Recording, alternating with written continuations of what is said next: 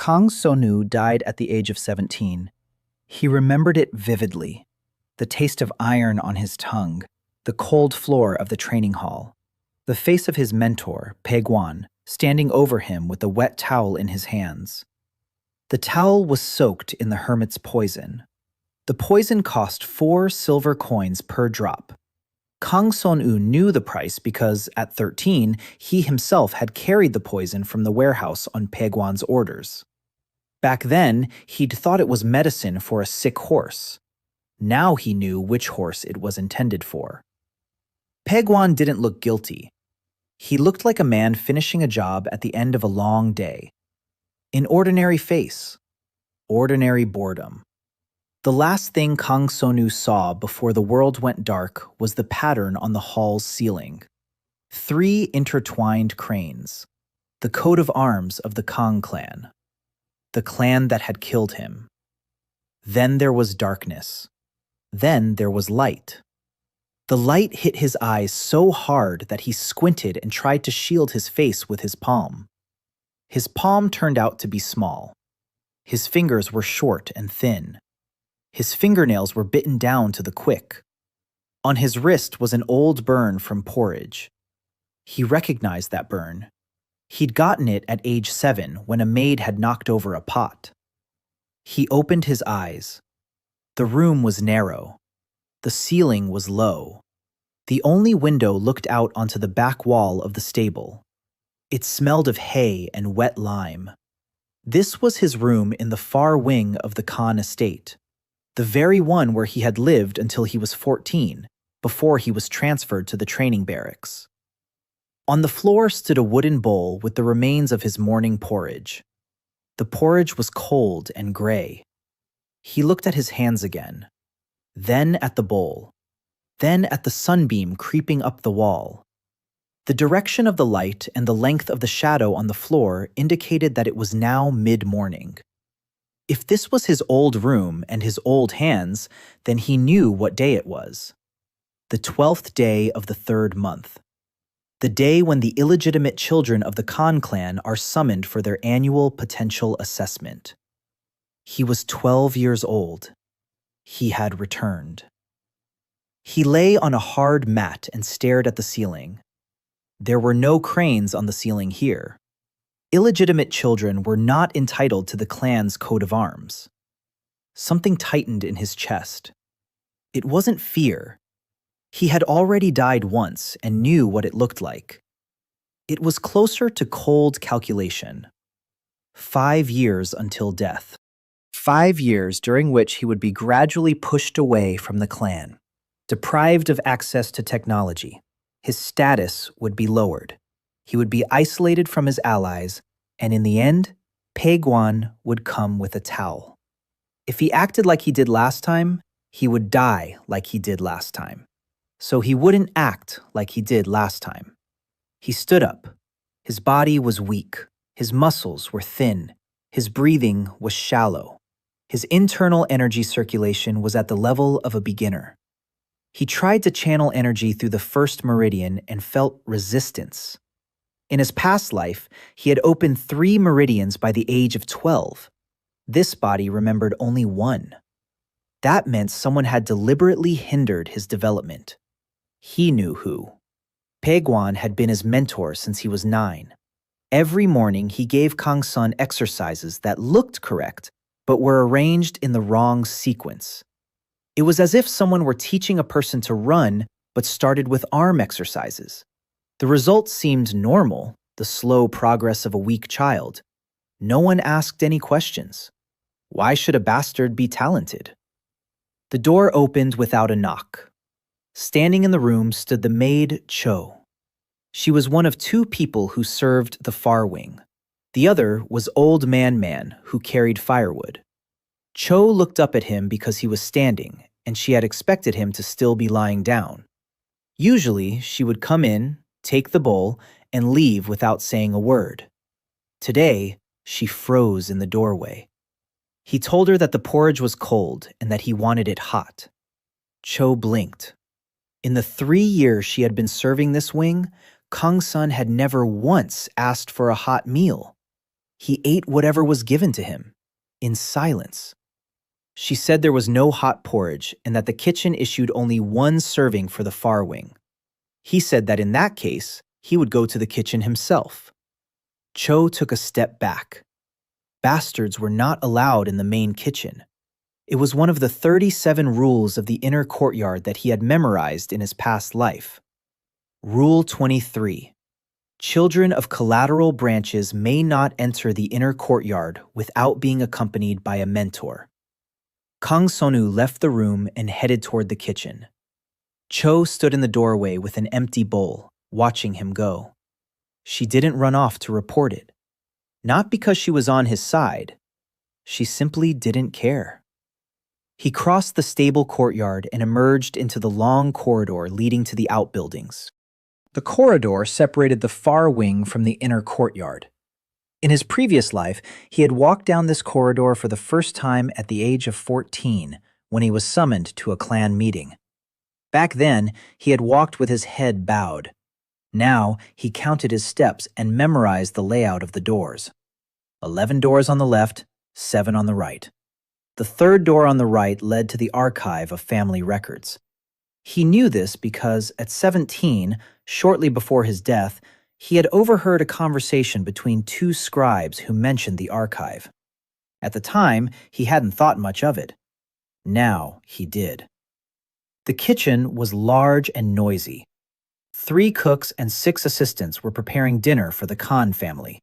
29 members of the main branch, 14 members of the side branches, 11 illegitimate children, 68 servants, a total of 122 mouths to feed.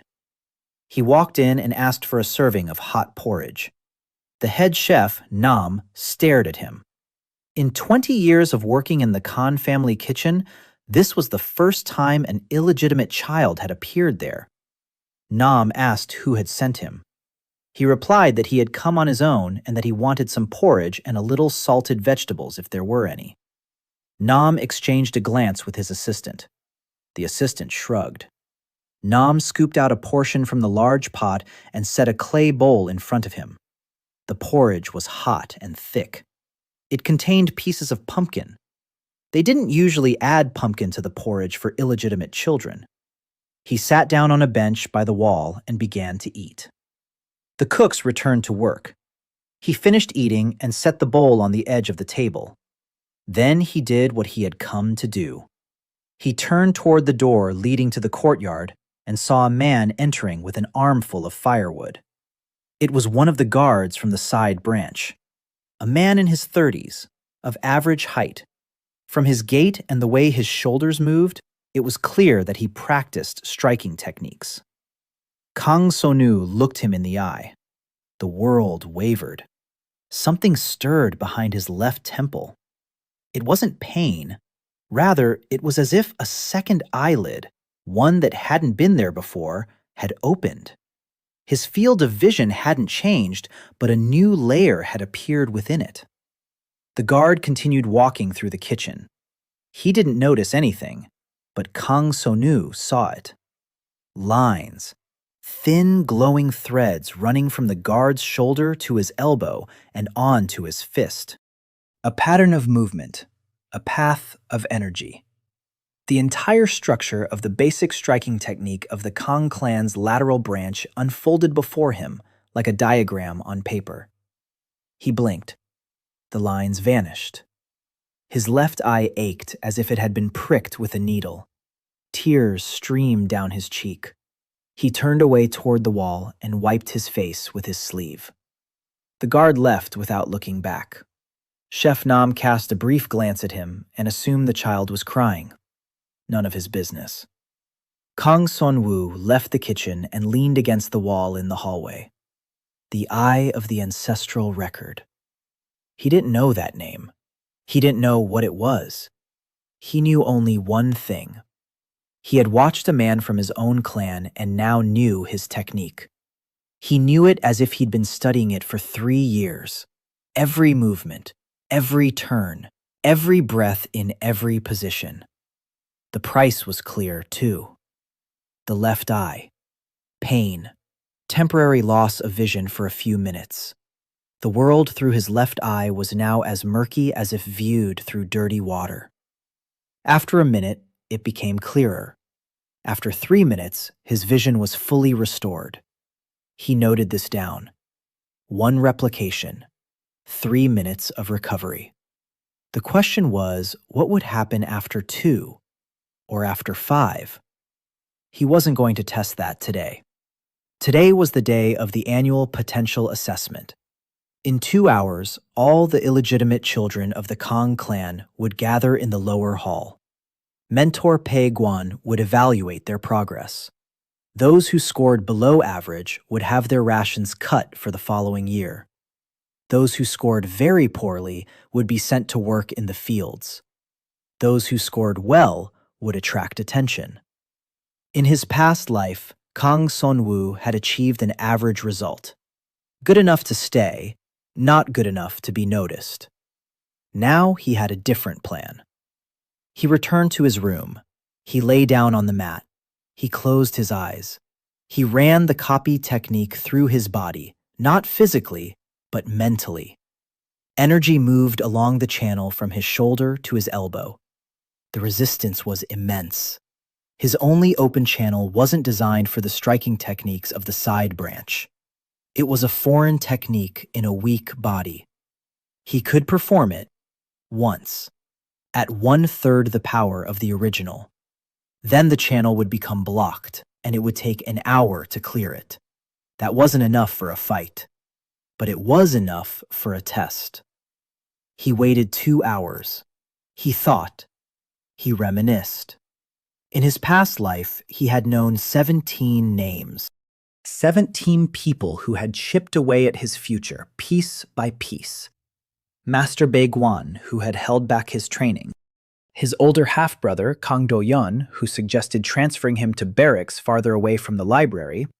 The courtyard manager, Mrs. Min Sora, who struck his name from the list of those permitted to attend family ceremonies. Clan advisor Huang Chi-su, who drafted the document stripping him of his inheritance rights.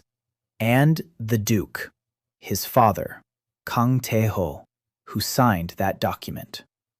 17 names, 17 techniques that could be copied, 17 pieces of evidence that the Kang clan is hiding entire layers of knowledge from the illegitimate children. An hour later, Cho returned and said they were waiting for him in the lower hall. He stood up. He smoothed out his clothes. He looked at his hands, small, weak, with bitten nails. He left the room and headed toward the lower hall. 5 years lay ahead of him. This time, he had no intention of dying at the end. The lower hall was cold, a stone floor, high, unadorned walls. 11 children stood in a row along the wall, all illegitimate, aged 10 to 14, dressed identically, gray cloth, without clan insignia. Bei Guan stood in the center of the hall. Next to him sat a scribe with a brush and a scroll. The results of the examination were recorded in the family register. Bei Guan began going down the list. The first child demonstrated the basic stance. Bei Guan nodded. The scribe made a note. The second child demonstrated breath control. Bei Guan nodded. The third. The fourth. It was the usual procedure. No one was trying hard. No one expected praise. Everyone knew their place. Sixth on the list was Kang Sonu. He stepped into the center of the hall. Bei Guan looked at him. Kang Sonu remembered that look, indifference tinged with calculation.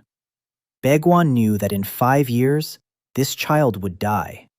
He was part of the plan. Maybe he even thought he was doing a good deed. A slow death is better than a quick one. A gradual fading away instead of a knife. Bei Guan told him to demonstrate the basic stance. Kang Sonu assumed the basic stance. The usual one. A weak one. The one he'd been taught incorrectly. Bei Guan had already started nodding. Then Kang Sonu shifted his back foot 2 fingers width to the right. He rotated his hip.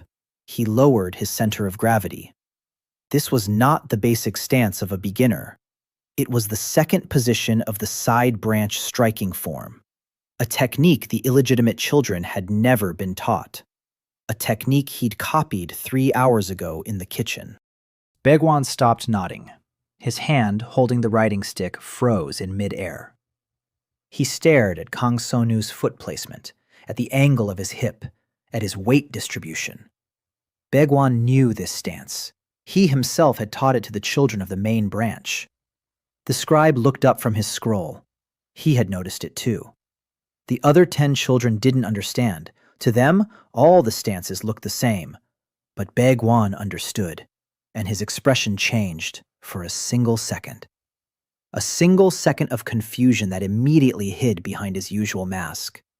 He asked where Kang Son had seen this stance. Kang Son replied that he'd seen a guard warming up in the courtyard and had memorized it. That was the truth. Partially. Baegwan was silent for a moment. Then he said that the posture was incorrect and that Kang Son should return to the basic stance. Kang Son-woo returned to the basic stance, weak, incorrect, the one he'd been taught. Baegwan nodded to the scribe. The scribe made a note. An average result, just like in his past life. But something had changed. Kang So-nu could see it in Baegwan's eyes. The instructor wasn't alarmed. He was puzzled. The child had memorized someone else's technique after seeing it just once. It was unusual, but not impossible. Anyone could see the stance. The question was whether a 12-year-old child with a single open channel could reproduce it correctly. The answer should have been no. Baegwan knew that. But he saw the angle of the hip. The angle was correct. The test continued. The rest of the children demonstrated their skills. Everything was as usual. No one failed, no one stood out. Except for Kang So-nu. When the last child finished, Baegwan dismissed everyone. Kang Son-woo turned toward the exit. Baegwan told him to wait. The other 10 left. The door closed. The scribe gathered the scrolls and exited through a side door. 2 remained in the hall, the instructor and the student, the killer and the victim. Baegwan stepped closer. He asked who had taught Kang So-nu that stance. Kang So-nu repeated that he had seen a guard. Baegwan bent down. His face was level with the child's. He said that if Kang So-nu demonstrated techniques he hadn't learned himself during evaluations, he would be in trouble. Big trouble. It sounded like a warning, but Kang Son-woo knew it was a threat. He replied that he understood. Baegwan reported it the next morning. Kang Son-woo knew this because Cho's behavior had changed. The maid brought porridge an hour earlier than usual. The porridge was hot. It had pieces of pumpkin in it. The bowl wasn't wooden, but made of clay. Cho set the bowl on the floor and left without saying a word. It was an improvement, minor but definite. Someone had given the order to feed him better. The improved meals meant one of 2 things. Either someone had taken an interest in him, or they were preparing to transfer him to another wing. In his past life, he had been transferred from the far wing to the barracks at the age of 14. That had been Min Sora's move. The transfer looked like a promotion. In reality, the barracks were farther from the library and from all the places where one could see the main branch's technicians. Isolation disguised as care. He was 12 now. If the transfer was moved up by 2 years, it meant that Baegwan had revealed enough to trigger a reaction. 3 days later, confirmation arrived. Not a transfer. Worse. A second mentor had been assigned to him, someone he didn't know before. A woman in her 40s. A thin face. Narrow eyes. Hair tied in a bun. She introduced herself as Mentor Yoon Hae-in. She said that starting today, she would lead his morning sessions. Baegwan would remain in the evening sessions. He bowed to Kang Sun. He didn't recognize that name. In his past life, Yoon Hae-in had never once appeared by his side. This meant that his actions had already begun to alter the course of events. The change could be dangerous. A new person meant a new variable. He didn't know her motives, didn't know who had sent her, didn't know what task she was carrying out. Surveillance, accelerated training, or accelerated destruction. The first session began in the courtyard of the far wing. Yoon Hae-in told him to show her everything he knew. He demonstrated the basic stance, the incorrect one, the one Bae Kwan had taught him. Yoon Hae-in watched in silence. Then she asked him to repeat it. He repeated it. She moved closer, took him by the shoulder. She corrected the position of his arm. Then she adjusted his leg. Then she straightened his back. Every touch was precise, professional. She didn't just know the correct stance. She knew exactly which mistakes had been made and in what order. She said that his previous training had been built on serious gaps. Kang Sonu remained silent. Gaps. She called them gaps. In his past life, he would have accepted that word. Now he knew the gaps were intentional. The question was whether she knew it. He decided to test her. He asked why instructor Bae-gwan had taught him differently. Yoon Hae-in replied that every instructor had their own method. A neutral answer. It confirmed nothing. It denied nothing. She was cautious. That made her dangerous. The session lasted 2 hours. Yoon Hae-in corrected 6 errors in his basic stance. Each error was one that Bae-gwan had intentionally introduced. After 3 years of training under Bae-gwan, his body had memorized the incorrect movements. Retraining was painful. His muscles protested, his joints cracked. But the correct stance produced immediate results. Energy flowed through the channel 20% more freely. He felt the difference within the very first minute. Yoon Hae-in noticed his reaction. She said he was a quick learner. It wasn't a compliment. It was an assessment. She was recording his progress. For someone's sake. After class, he went to the stables. Not because he needed to see the horses. Because behind the stables began a path leading to the estate's eastern wall. Along the wall were the training grounds of the side branch. At this time of day, children from the main branch were practicing on the grounds. He had no intention of getting close. He didn't need to get close. The eye of the ancestral record worked from a distance. He climbed onto the roof of the stable. The old roof tiles creaked under his feet. From the roof, he could see the nearest training ground. There, 3 teenagers were practicing a series of strikes. Their instructor was correcting their movements. Kang Sonu narrowed his left eye.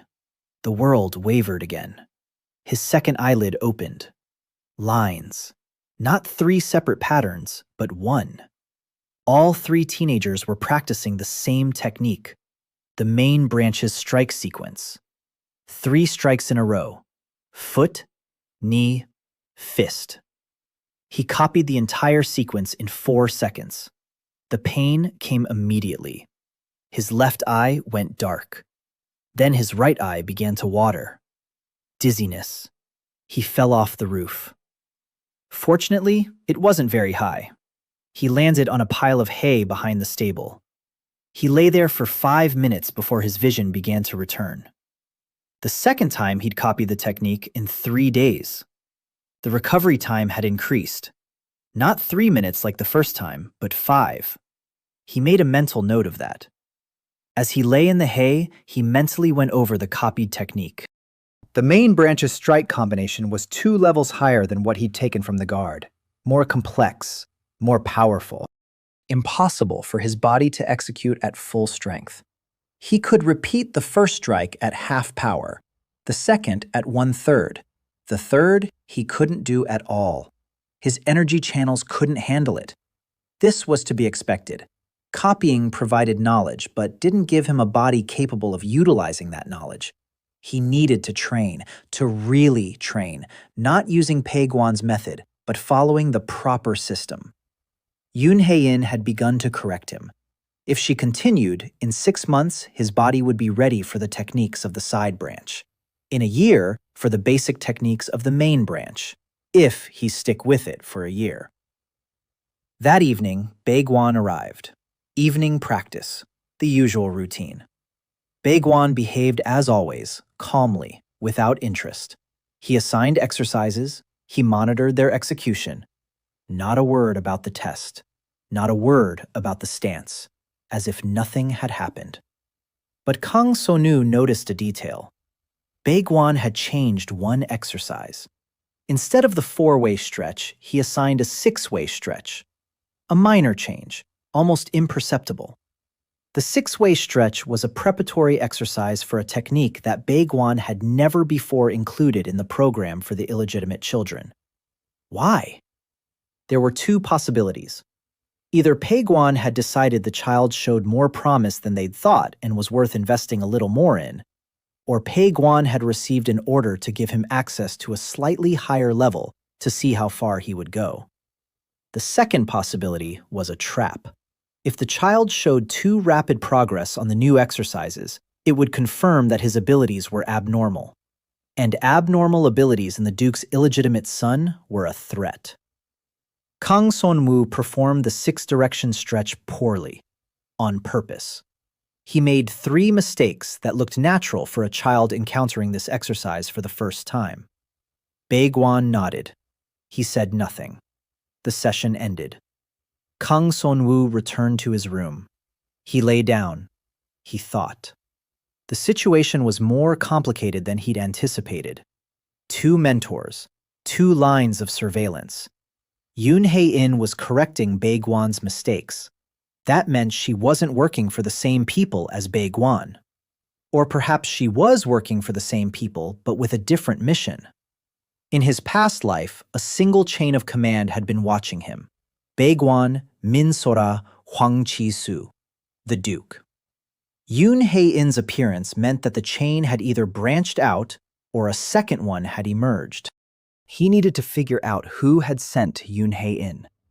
A week later, he found his first clue. He noticed that after every class, Yoon Hae-in didn't go to Baiguan or to the matron of the inner courtyard. She went to the East Gate. Beyond the East Gate were the Kang clan's guest pavilions. People visiting on family business stayed there. Merchants, representatives of other clans, officials. Kang So-nu couldn't follow her. Illegitimate children were not allowed to approach the guest pavilions. Rule number 14. But he could ask. He went to Old Man Man, who was carrying firewood. Man took care of the entire estate. He went everywhere. No one noticed him, just as no one notices furniture. Kang So-nu asked Man who lived in the guest pavilions. Man replied that there was only one guest there at the moment, a gentleman from the capital. He arrived a month ago. He doesn't give his name. He wears dark clothes. He eats alone. He writes during the day. In the evening, he walks in the garden. A gentleman from the capital. Nameless. Kang So-nu ran through all the Kang clan's contacts in the capital in his mind. In his past life, he hadn't known much. The Kang clan was a provincial family. Their ties to the capital were limited. Trade matters, the annual tribute, and mandatory registration of births. The man from the capital could be a merchant. He could be an official. He could be something more dangerous. Yoon Hae-in visits him every day. That means she reports to him. That means he has influence over how the Duke's illegitimate son is being educated. This was the second line of influence that Kang Son-woo hadn't known existed in his past life. Perhaps it was precisely this that determined the difference between life and death. Or hastened death. He couldn't tell yet. The next day, his lesson with Yoon Hae-in was different. She didn't teach him any techniques. She asked questions. What books he had read. What he knew about the history of the Kang clan. Which names from the main branch were familiar to him? Ordinary questions if you're assessing a child's intelligence. Unusual questions if you're looking for something specific. He answered cautiously. He mentioned only what was common knowledge to any child in the far wing. The names of the Duke and his wife, the name of the eldest son, Kang Do-yoon, and general facts about the clan's techniques without going into detail. Yoon Hae-in listened. She took notes. She didn't comment on anything. After class, she walked toward the east gate. Kang Son-woo watched her go from the roof of the stables. His left eye was closed. He wasn't going to use the Eye of the Clan's records on her. She might not be a blood relative. The ability only worked on members of the clan. He didn't know if Yoon Hae-in belonged to the Kang clan. Her last name was different. But the surnames of wives and adopted clan members could differ from the main one. He didn't want to take any chances. Wasting a copy on someone who might not be a relative was dangerous. Each use increased the recovery time. A third copy could cost him 10 minutes of blindness, 10 minutes during which he would be completely vulnerable. 2 months passed. Yoon Hae-in came every morning. She corrected his technique. She asked questions. She left for the east gate. Bae Kwan came every evening. He gave him exercises. He gradually made them more difficult. He didn't comment. Kang Son-woo was making progress. Slowly. He controlled the pace. Too fast would arouse suspicion. Too slow meant Yoon Hae-in might decide he wasn't worth her attention and leave. Kang Do-yoon arrived on 3 horses, 1 for himself, 2 for his luggage. That was typical. In his past life, Kang So-nu hadn't given much thought to the amount of luggage his older brother carried. Now he was wondering. 3 horses meant that Do-yoon had brought items that couldn't be left at the academy. Either valuable items or forbidden ones, or both. Do-yoon was 4 years older than him, 16 years old, tall, broad-shouldered, a sharply defined face with high cheekbones inherited from his mother, Mrs. Min Sora, the stewardess of the inner courtyard, the son of the stewardess and the duke, the legitimate heir. 3 open channels by the age of 13, 5 channels by 15. If the academy hadn't lied in its reports, by 16 he should have reached 6.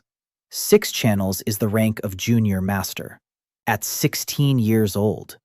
The Kang clan hadn't produced any junior masters younger than 20 for 3 generations. Do-yoon was the exception, or perhaps he had been made the exception. Kang Son-woo stood by the stables, watching his older brother dismount in the inner courtyard. He wasn't supposed to be there, but he was standing around the corner of the wall, out of sight. Do-yoon handed the reins to the stable hand. He looked around. His gaze swept over the walls of the far wing. For a second, Kang So-nu thought Do-yoon had looked directly at him. Then Do-yoon turned away and walked toward the main house. Their father was waiting for him in the reception hall.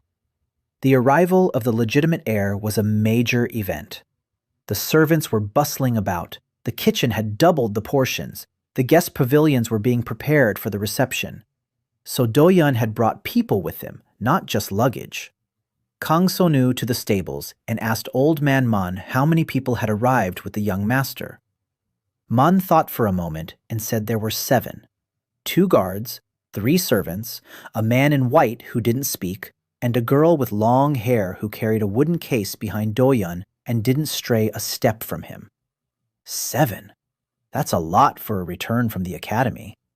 Guards and servants made sense. The silent man in white could be a healer or an appraiser. But the girl with the case was unusual. A wooden case, long, narrow, for a weapon, or for a scroll. Kang Son didn't know what was inside, and that annoyed him. 2 days later, Yoon Hae-in didn't show up for the morning class, for the first time in 2 months. Instead, Bae Gwan came, in the morning and in the evening. He didn't explain anything. He simply conducted the standard lesson and left. Kang So-nu waited until noon and went to the eastern gate. The guest pavilions were quiet. The gate was closed. Through a crack in the gate, he saw that the courtyard in front of the pavilion had been swept clean. No belongings, no traces. The guest from the capital had left, and he'd taken Yoon Hae-in with him. That was bad. Yoon Hae-in was his only source of information about the second line of surveillance. Without her, he didn't know who was behind it or why he was being monitored. But there was a silver lining. Yoon Hae-in's departure removed the second line of surveillance. Now only Bae Kwan was watching him. A familiar adversary. Predictable. On the third day after Do Yun's arrival, Kang Son-woo got the opportunity he'd been waiting for. Bae Kwan informed him that, to mark the young master's return, all the children of the Kang clan had been invited to the main hall for a demonstration performance. All the children, including the illegitimate ones. This was a rarity. Usually, illegitimate children were not allowed to attend family events. Rule number 9. But the heir's return after 2 years at the academy was a significant enough occasion to break a few rules. The Kang clan's main hall was a different world. Kang Son-woo was seeing it for the second time in his life. The first time was in his past life, at a clan gathering when he was 16. The ceiling was 4 times a person's height. Black stone columns, scrolls bearing the names of ancestors hung on the walls. Above the entrance were 3 intertwined cranes, the clan's coat of arms. He entered last. The illegitimate children stood in the far corner behind the columns. They were out of sight from the main dais, but they could see everything.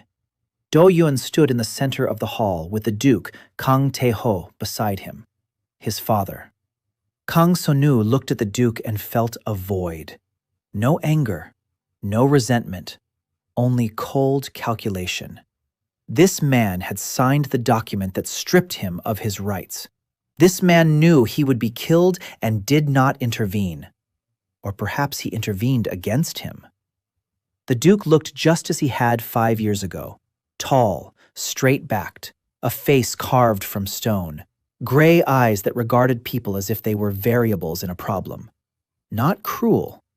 Worse. Calculating. Do Yun demonstrated his techniques. The Duke watched. The hall was silent. Do Yun struck the training post with his fist. The post cracked along its entire length. Then he demonstrated a 5-strike combination that Kang Son-woo had never seen before. The movements were fast and fluid. Each strike flowed seamlessly into the next without pause. Energy circulated through Do Yun's body like water through polished pipes. Clean, powerful, beautiful. The main branch of the Kang lineage, the supreme striking form. Kang Son-woo watched from behind a column. His left eye burned. He knew he shouldn't, that the risk was too great, that a third replication in 2 months was uncharted territory. He knew it, yet he watched anyway. His lower eyelid fluttered open. Lines. Not just lines. A network. A dense network of glowing threads permeating Do Yun's body from head to toe. 6 channels operating simultaneously. A flow of energy 3 times denser than the security guards and twice as complex as that of the teenagers on the playground.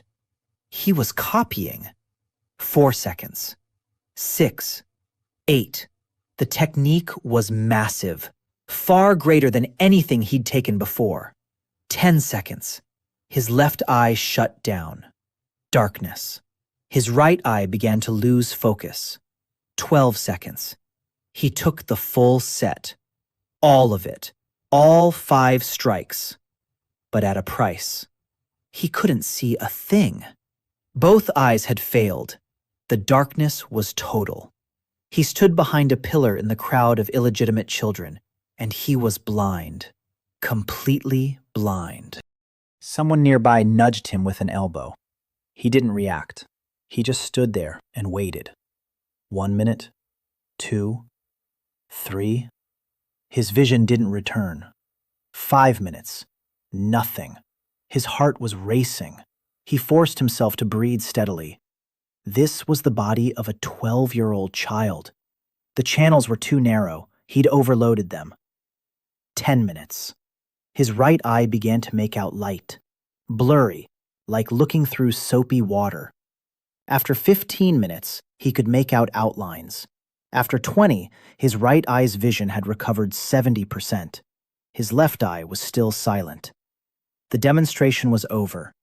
The Duke praised Do Yun. The audience bowed. The children were dismissed. Kang Sun walked down the hallway, feeling the wall with his right hand. His left eye couldn't see. He covered it with his palm as if dust had gotten into it. A minor detail. No one took notice. His left eye didn't recover until morning. 18 hours. 18 hours of complete blindness in one eye. He lay in the darkness on a mat, going over the technique he'd copied. The highest level striking form of the main branch. 5 strikes. To execute it, a minimum of 5 energy channels is required. He had 2. He could execute the first strike at 20% power.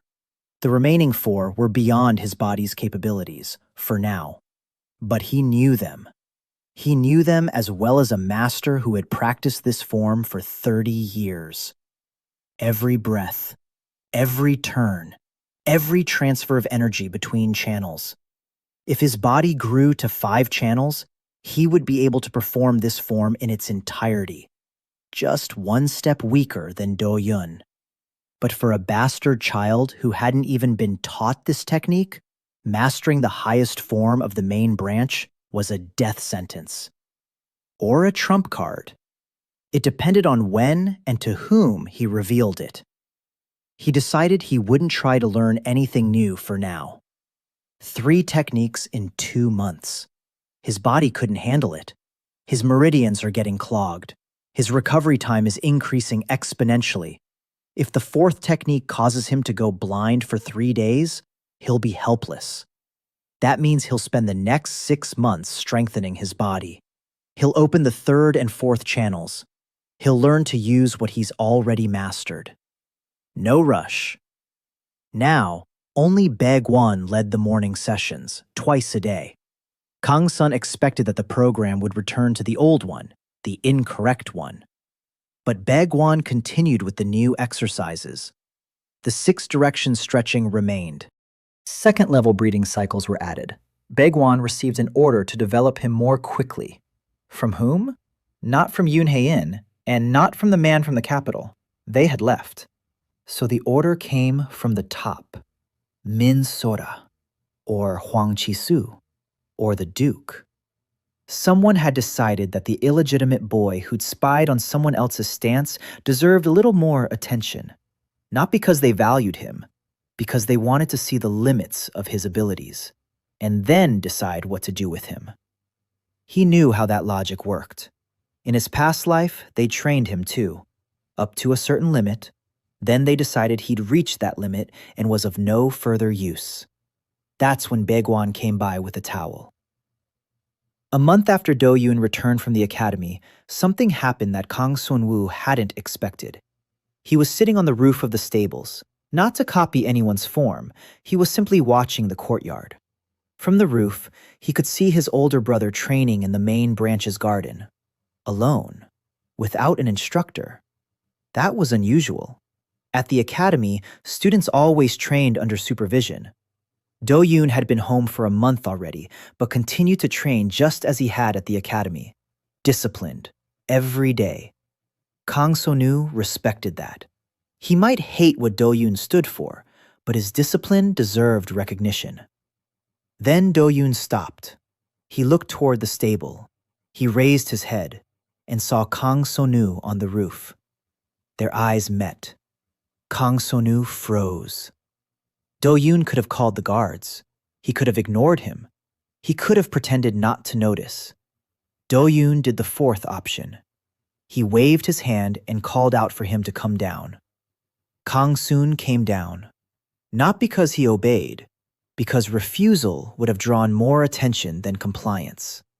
He walked up to the garden fence. Do-yun stood on the other side. 2 brothers, one legitimate, one not. The fence between them was low, waist-high, symbolic. Do-yun asked his name. Kang So-nu answered. Do-yun nodded. He said he'd heard of him, that Master Bae-gwan had mentioned him at the progress meeting. He said one of the younger students had demonstrated someone else's technique during the evaluation. Do-yun asked if that was true. Kang-soon replied that he'd simply seen someone warming up and had memorized it. Do-yun smiled. It was the smile of a man who knew more than he was saying. He remarked that being able to memorize others' techniques at a glance was an interesting skill. Then he turned and walked away. The joint training day began at dawn. The area in front of the main hall had been cleared. The ground was packed down. Striking posts lined the perimeter. 7 lines of chalk divided the area into sectors.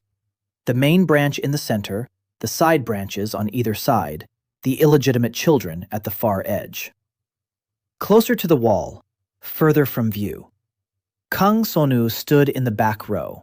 11 illegitimate children, all dressed in gray cloth. Before them stood 17 children of the side branches, in brown cloth with a thin white stripe on the sleeve, a sign of their clan affiliation. In front stood the children of the main branch, blue robes, a crest of cranes on their chests. 23 people, aged 10 to 18. Do-yun was among them. He stood in the front row next to 2 students who were older than him, but neither of them looked as confident. Do-yun didn't move. He didn't shift from foot to foot. He stood like a stone pillar. Master Ko Yun-shik was leading the training. Kang Son-woo knew that name from his past life. Ko Yun-shik was the chief instructor of the main branch, a man in his 50s, short, lean, veiny hands, 8 open channels, the rank of middle master, one of the 4 middle masters in the Kang clan. Ko Yun-sik announced the format. Each sector would practice its own program. The instructors would walk among the sectors and correct them. At the end, exhibition matches, voluntary. The program for the illegitimate children was simple: basic stance, basic breathing, basic strike. Baekwan stood in their sector and watched. Kang Son-woo performed the program, precisely, neatly, without a single noticeable mistake, and without a single sign that he knew more. While he was performing, his eyes were everywhere. Not the left one, the right one. He wasn't going to use the eye right now. That would be suicide. 50 people around him, instructors, Do-yun, the Duke watching from the balcony. Any loss of focus would be noticed. But he could observe with his ordinary eyes too. He counted the people, memorized their faces, noted who was practicing which techniques, who was standing next to whom, who was looking at whom. In an hour and a half of training, he gathered more information than in 2 months of observation from the stable roof. 4 techniques from the side branches that he had never seen before. 3 variations of the main branch's basic stance, each with differences indicating specialization. 2 defensive forms practiced only by adults, and 1 face that left him frozen in place. The woman standing on the balcony next to the Duke, Lady Min Sora, the stewardess of the inner courtyard, Do-yun's mother. He had seen her once in his past life at a clan gathering. Back then, she had been seated behind the Duke and hadn't looked at him even once. Now she was standing on the balcony, watching, right at him. Kang Sun looked away. He continued the exercise. A basic strike.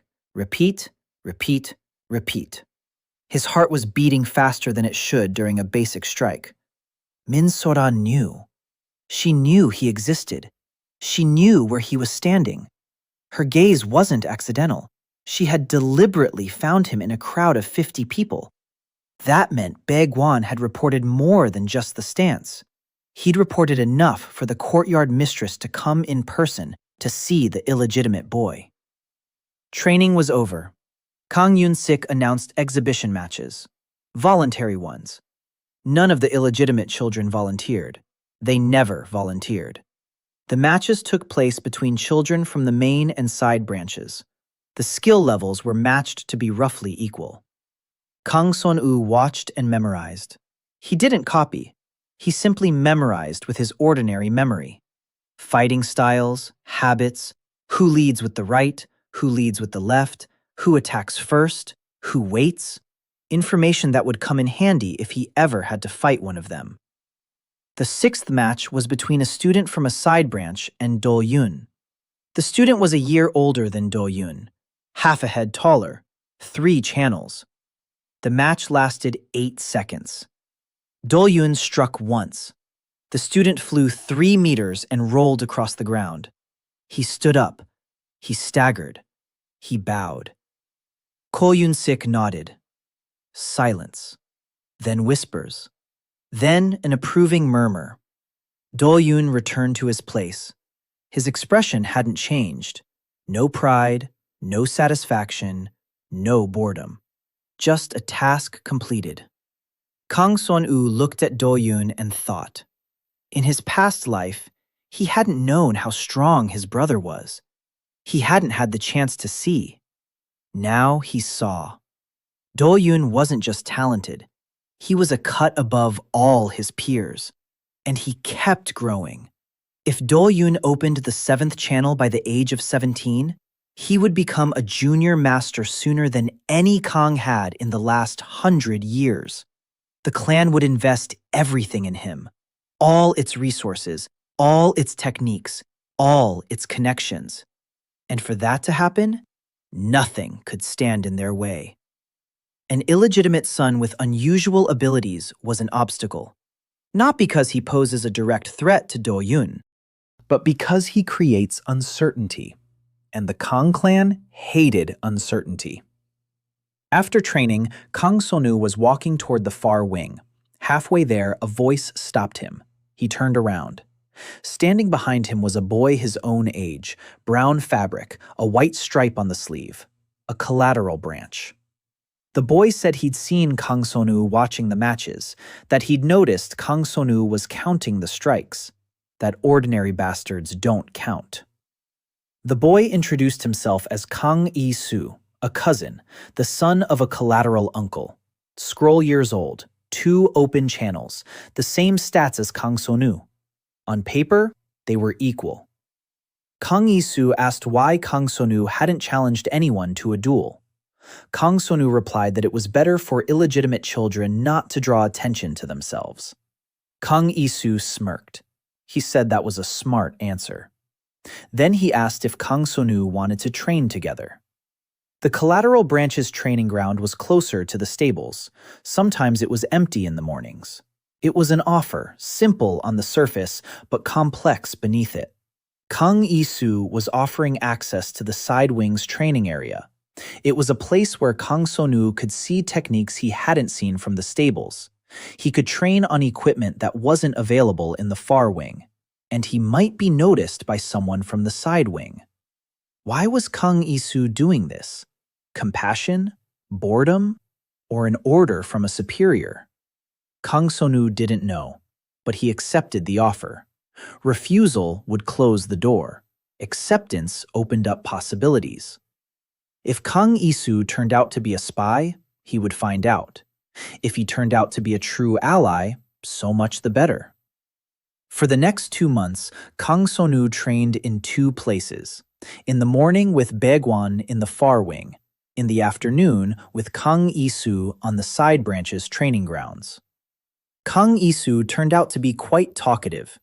In a month, he revealed more about the inner workings of the Kang clan than Kang Son-woo had learned in his entire previous life.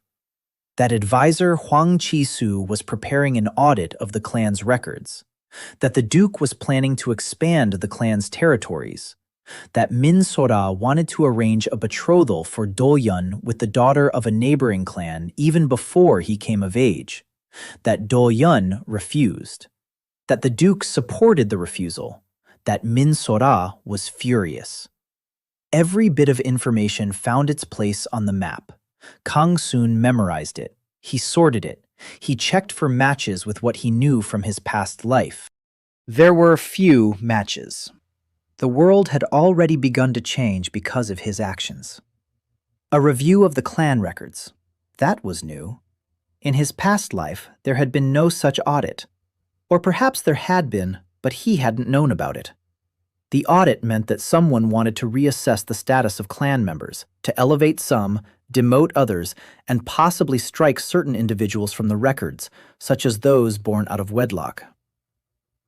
After 2 months of training with Kang Yi-soo, His body had noticeably strengthened.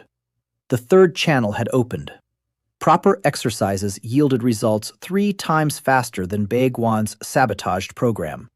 3 channels by the age of 12. This placed him on par with average students in the main branch, above average among the illegitimate children, and above the standard expected of him. Baeguan noticed. His third channel could not be hidden from his mentor. During the evening session, Baeguan stopped the exercise and said he wanted to check the channels. Kang So-nu gave his permission. Baeguan placed his palm on Kang So-nu's back and sent a subtle pulse of energy. The pulse traveled through the 3 channels and returned. Baeguan withdrew his hand. His expression remained unchanged. But Kang So-nu noticed his left eyelid twitch. Just once. A microscopic movement. Baeguan hadn't expected the third channel so early. His program was designed so that Kang So-nu would open the third channel no earlier than 14. A 12-year-old with 3 channels after 3 years of deliberately slowed training. That was abnormal. Baeguan said nothing. He ended the session. He left. Kang So-nu knew where he was going. To report. The chain was set in motion again. Baeguan, Min So-ra, Hwang Chi-soo, the Duke. Every time he took a step forward, the chain was activated. And every time, the decision became harsher. In his past life, the first decision was to hold back. The second was isolation. The third was annihilation. This time, the holdback hadn't worked. What would the second decision be this time? He would find out soon. Kang So-nu walked past the door. He didn't slow his pace. His breathing didn't change. But he remembered every word that drifted through the crack. Hwang Chi-soo wasn't speaking alone. With him was a scribe, the very same one who had recorded the results of the potential assessment. Hwang Chi-soo was dictating changes to the family register. 3 names to be demoted in status, 2 names to be reclassified as distant relatives, and 1 name to be struck from the register.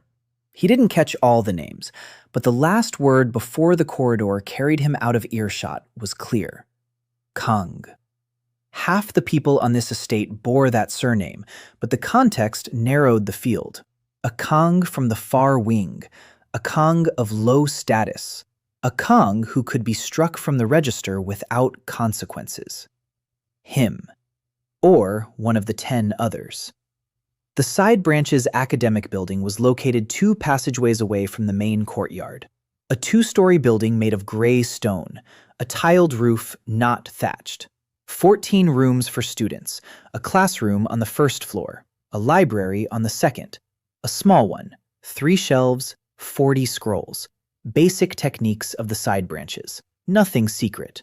But for a bastard from the far wing, even the basic scrolls of the side branch were an unattainable luxury. He was assigned a room on the 1st floor, the last one in the row, the smallest one, but with a real bed, a wooden frame, a reed mattress, a thin blanket. After the straw mat on the floor in the far wing, this was a significant improvement. His neighbors looked at him with interest. 9 side branch students aged 12 to 15, all dressed in brown fabric with a white stripe. Kang Sun's gray fabric stood out like a pleasant. No one spoke to him on the first day. No one asked a question. They were waiting. Kang Esu showed up on the 2nd day. He studied in the same building.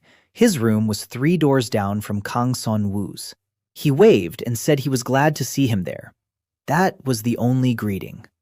The building's instructor introduced himself on the 3rd morning, a man of about 35. His name was Chung Byung-ho. 3 channels.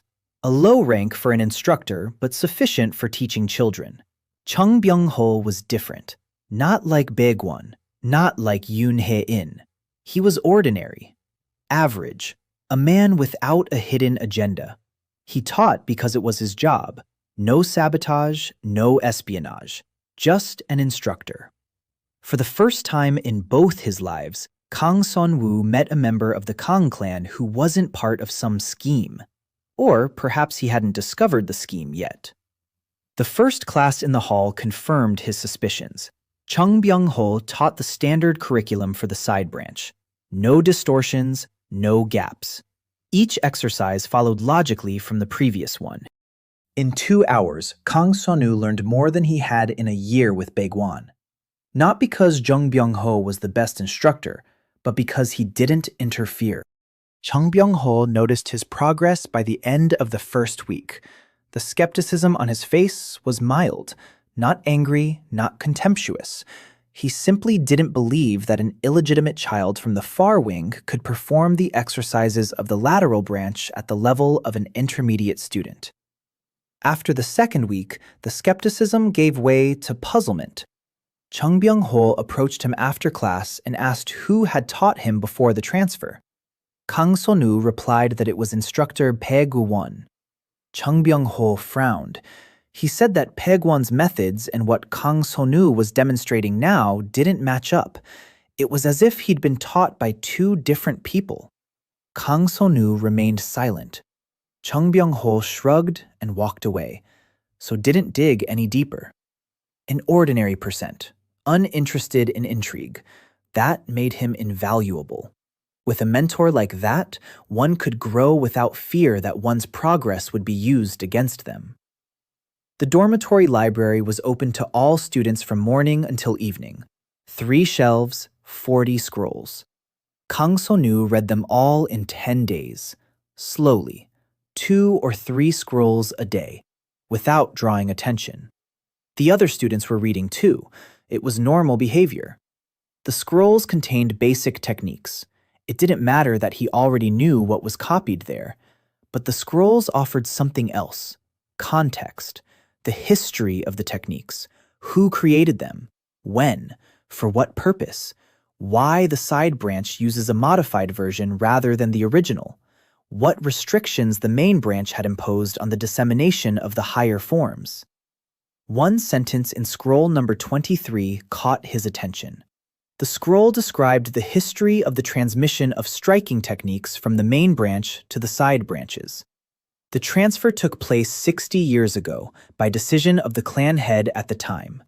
The technique had been reduced to 3 strikes out of 7. The 4 hidden strikes remained only with the main branch. 7 strikes. Kang Son knew 5, copied from Do-yeon. So Do-yeon didn't know the complete form either. Or perhaps he knew it but didn't show it. 2 strikes remained unknown. The information about the 7 strikes, his understanding. The highest striking form was incomplete, and Do-yeon was practicing an incomplete version. Who knew all 7? The clan head, the duke, perhaps Master Ko Yun-sik, perhaps 1 or 2 other senior masters. If Kang Son-woo ever demonstrated all 7 strikes at a clan gathering, it would prove that the clan was withholding knowledge from its own members, even from the rightful heir. But first, he needed to find those 2 strikes and replicate them. There could be only one source: the Duke, or Master Ko Yun-sik. The Duke trained in a closed hall. Master Ko Yun-sik trained on a closed grounds. He had no access to either place. Yet. A month later, the first encounter took place in the training building. A student named Kang Jung-ho approached him after dinner. 15 years old, a head taller, 4 open channels, the senior student in the building. He stood in the doorway of Kang Son-woo's room and looked down at him. He said he didn't like how an illegitimate child was using the training area on equal footing with the others, that it was a violation of the rules, that instructor Jung Byung-ho was too lenient and allowed too much, and that if Kang Son-woo didn't tone down his activities, he'd be in trouble. Kang Son-woo looked at Jung-ho. He took note of his height, weight, shoulder width, the habit of shifting his weight to his right leg, the position of his hands, the 4 channels, his specialization in striking, and that he was right-handed. He replied that he understood. Jung Ho left. Kang Ui-soo stopped by a minute later. He said that Jung Ho was the son of the deputy head of a side branch, that his father had his sights set on a seat on the clan council, that Jung Ho used any excuse to show that he was in control of the situation in the corps. Kang So-nu asked who had given Jung Ho the order. Kang Ui-soo didn't know, or didn't say. 3 days later, Jung Ho put his words into action. During training, he chose Kang Son-woo as his partner for a sparring drill. The drill was supposed to involve a controlled exchange of blows. In practice, Jung Ho struck with full force. The first blow landed on the chest. Kang Son-woo was sent flying backward. He fell. He got back up. Jung Byung-ho frowned but didn't intervene. Partner drills allowed for contact. Jung Ho had the formal right to strike hard. The second strike was aimed at the head. Kang Son-woo dodged it, not because his body was fast enough, but because he knew the striking technique of the side branch that Jung Ho was practicing. He'd copied it from the security guard in the kitchen on his first day. He knew every strike in that technique, every angle, every trajectory. He saw that Jung Ho started from his right shoulder, that his fist moved in an arc, that the point of impact would be at temple level. He knew because this technique was now in his head, as if it were his own. He blocked the third strike. He simply placed his hand in the right spot. Jung Ho struck, and his fist buried itself in Kang Son-woo's forearm, gently, precisely, effortlessly. Jung Ho froze. Instructor Jung Byung-ho froze. The 4 students watching the sparring match froze. The block Kang Son-woo had executed wasn't a basic one. It was the third defensive position of the side branch striking technique, a position taught in the 4th year of training, not in the 1st month. Kang Son-woo had been at the training facility for 31 days. He couldn't possibly have known the third defensive position, but he executed it. Jung Ho took a step back. His face went pale, not from fear, but from bewilderment. He had just witnessed a 12-year-old illegitimate child with 3 channels execute a block that he himself had mastered half a year ago after 2 years of training. Jung Byung-ho approached. He asked Kang Son-woo where he had learned this block. Kang Son-woo said he had read the description in scroll number 11 and tried it. It was a half-truth.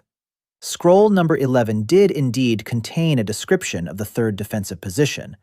Brief, without details, enough to explain the theory, not enough to explain perfect execution.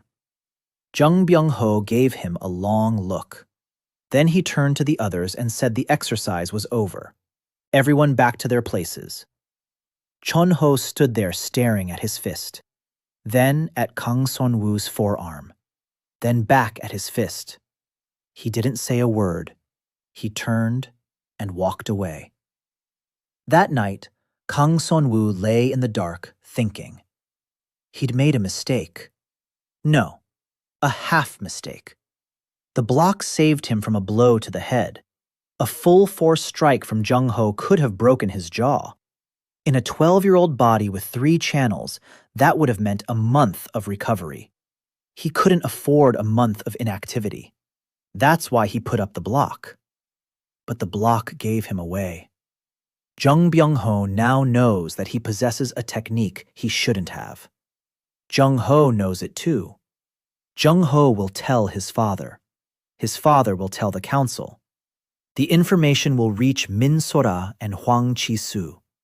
And again, the chain of events. And again, the reaction. Every victory spawned a bigger problem. He dodged a blow to the head and took a blow to his strategy. The situation called for countermeasures. In the morning, he went to see Kang Ui-soo. He asked for a favor. Kang Ui-soo listened and nodded. By lunchtime, Kang Ui-soo had spread his version of events among the students in the dormitory. That Kang Sun read the scrolls every day, that he spent more time in the library than anyone else, that he was surely just a bookworm who had memorized the descriptions and recited them from memory without any real understanding. The story was convincing. It explained his knowledge without requiring an explanation of his skill. A bookworm, a bookish kid. He memorized but didn't understand. He recited but didn't master it. That was what people wanted to hear. An explanation that didn't upset the natural order of things. An illegitimate child could be diligent. He couldn't be talented. Jung Byung-ho accepted this explanation. He even praised Kang-sun for his diligence. He gave him an extra scroll to read. Jung-ho didn't accept it. He watched Kang-sun over dinner. His gaze was unmoving. He chewed his rice without blinking. Jung-ho knew. He sensed that the explanation was false. He was hitting the nail on the head. He knew what a block made according to the instructions should look like. And he knew what a block made by a master craftsman looked like. Kang Sun-woo had done the latter. Jung-ho wasn't smart, but he was stubborn. And he was the son of a man who had his sights set on the clan council. Stubbornness plus a parent's ambition is a dangerous combination. Kang Sun-woo ate his rice and stared at the wall. He was tallying up his resources.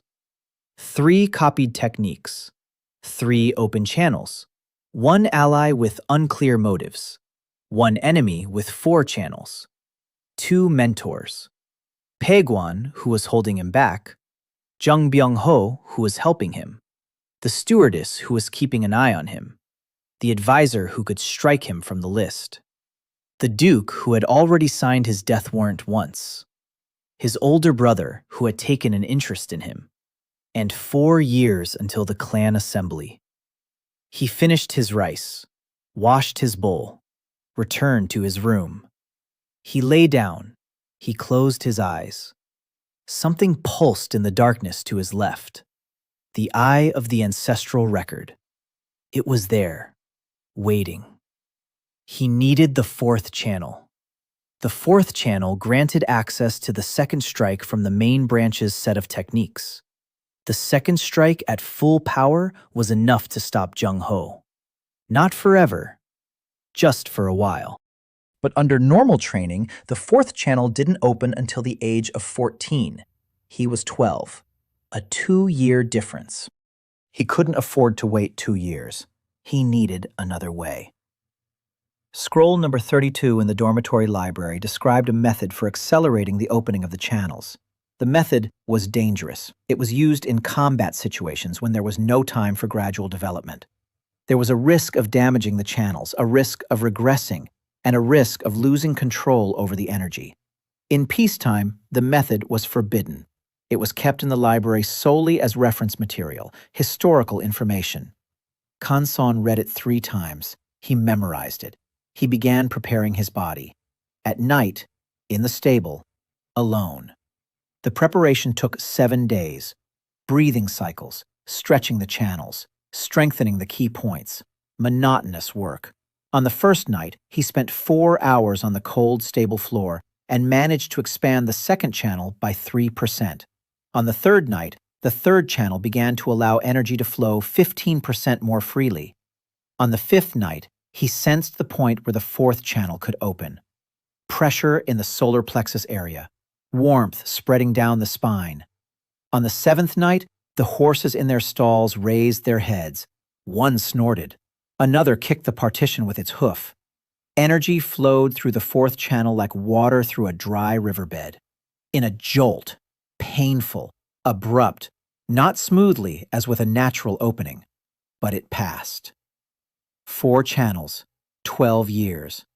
No one in the Kang family had ever opened the 4th channel at 12. Even Do-yun had done it at 13.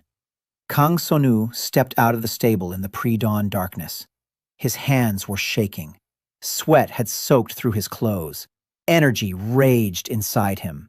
The 4th channel had been opened, but was unstable. He needed at least 3 days to stabilize it. 3 days during which he couldn't train in front of witnesses. Any instructor would notice an unstable channel upon touching him. For 3 days, he complained of stomach pain. John Byung-ho excused him from class. Dae-gwon came to check on him. Kang Son-woo was lying on the bed, clutching his stomach. His acting was mediocre, but sufficient. Bae-gwon touched his forehead. He checked his pulse. He didn't check the channels. He told him to drink more water and left. 3 days later, the fourth channel stabilized. Kang Son-woo went out to train. Jung Byung-ho checked on him.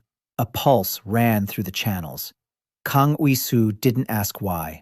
He looked at Kang Son-woo. Then he stepped back into the room and gestured for him to come in. The door closed. Kang Lu-soo's room was just as small, but it contained more belongings. Clothes hung on a hook. A stack of scrolls sat on a shelf. A small clay teapot. Kang Lu-soo sat down on the bed and said that the archive of personal records was protected. Not physically. The lock on the door was simple. But everyone who entered was logged in a journal. Counselor Hwang Chi-soo personally checks the log once every 10 days. If Kang Son-woo's name appeared in the log, it would be tantamount to a declaration of war. An illegitimate child in the clan's archives. That is not forgiven. Kang Son-woo said he didn't need to go inside. He just needed to know what was inside. Kang Lu-soo fell into thought. His father was the younger brother of the head of a collateral branch. Not influential, not poor. Average. High enough to have access to the archives, low enough that no one kept track of his movements. Kang Lu-soo said his father went to the archives once a month.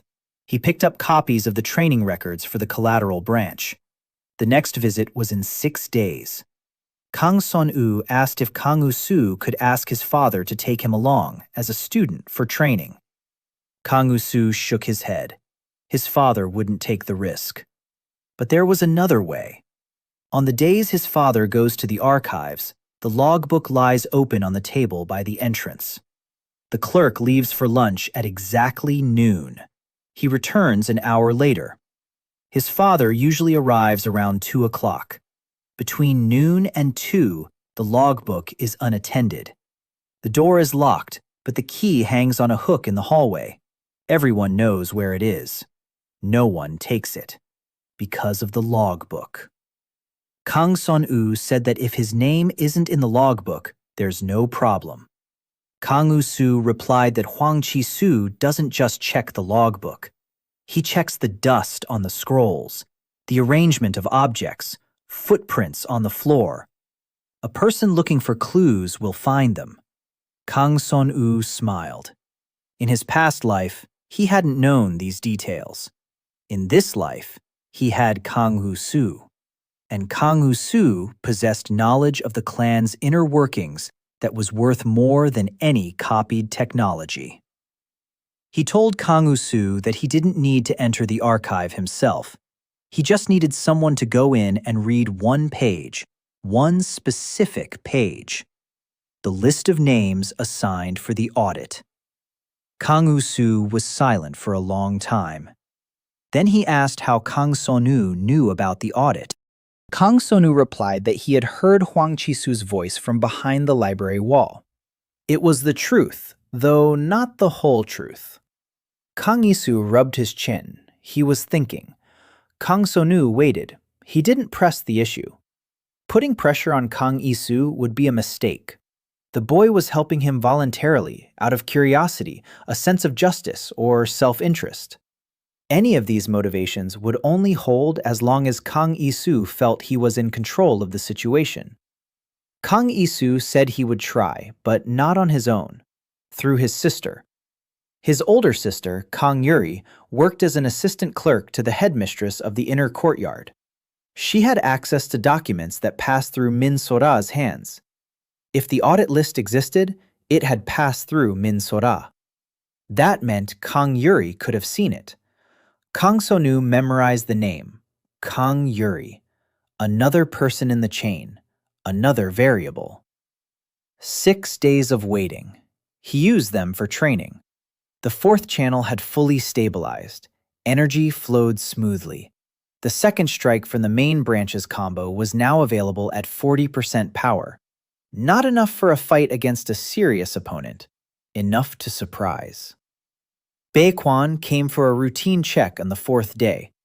Kang Sonu had been expecting this. He was prepared. When Baekwon placed his palm on his back and sent an impulse, Kang Sonu constricted the fourth channel. He blocked it by a third. The impulse passed freely through the three channels. The fourth felt like a bud, forming but not yet open. Baekwon removed his hand. 3 channels and the beginning of the fourth. For a 12-year-old, that's fast, but not unusual, especially considering the new training at the academy. Baekwon recorded the result. He left. Kang Sonu exhaled. Concealing the channel had cost him 2 hours of headaches, but it was necessary. If Baekwon discovered a fully developed fourth channel in a 12-year-old, it would speed everything up. Min Sora would react. Hwang Chi-soo would react. The audit might be moved up from 11 months to 5, or to 3, or to tomorrow. On the 6th day, Kang Ui-soo came to see him in the morning. His face was pale. He sat down on Kang Sonu's bed and said 3 words. "Your name is on the list." Kang Sonu nodded. He had expected this. The confirmation didn't surprise him. But Kang Isu's next words hit him harder. The list contained 4 names, 3 illegitimate children, and 1 from the collateral branch. The collateral branch. Kang Ui fell silent. Kang Sonu looked at him. He understood. The 4th name on the list was from Kang Ui's family. Not Kang Ui himself, his father, the younger brother of the head of the collateral branch, designated for demotion to distant kinship. Demotion meant the loss of the right to an education, loss of access to the main branch's territory, loss of income from ancestral lands, de facto exile without formal expulsion. Kang Isu wasn't helping him out of kindness. He was helping because his family was next in line. He was looking for an ally. God, even an illegitimate child. Kang Sonu looked at Kang Isu and saw him for the first time as he truly was. Not a boy from a side branch, not a casual acquaintance, a partner in survival. He told Kang Isu that there was a way. If the review went according to Hwang Chi-soo's plan, they would both lose everything. But if, before the review, facts emerged that would invalidate the list, Hwang Chi-soo would have to rewrite it. Kang Ui asked what kind of facts. Kang Son answered, evidence that the Kang clan deliberately limits the development of some of its members, that the techniques are being concealed not out of tradition, but by order of specific individuals, that illegitimate children aren't taught not because they're incapable, but because someone decided they shouldn't know. If this is presented at the clan meeting, the audit loses its basis. You can't strike off people whom you yourselves have deprived of a chance. Kang Isu listened. His hands stopped trembling. He asked how to prove it. Kang Son-u said he had 3 techniques that no one had taught him. He had mastered them on his own.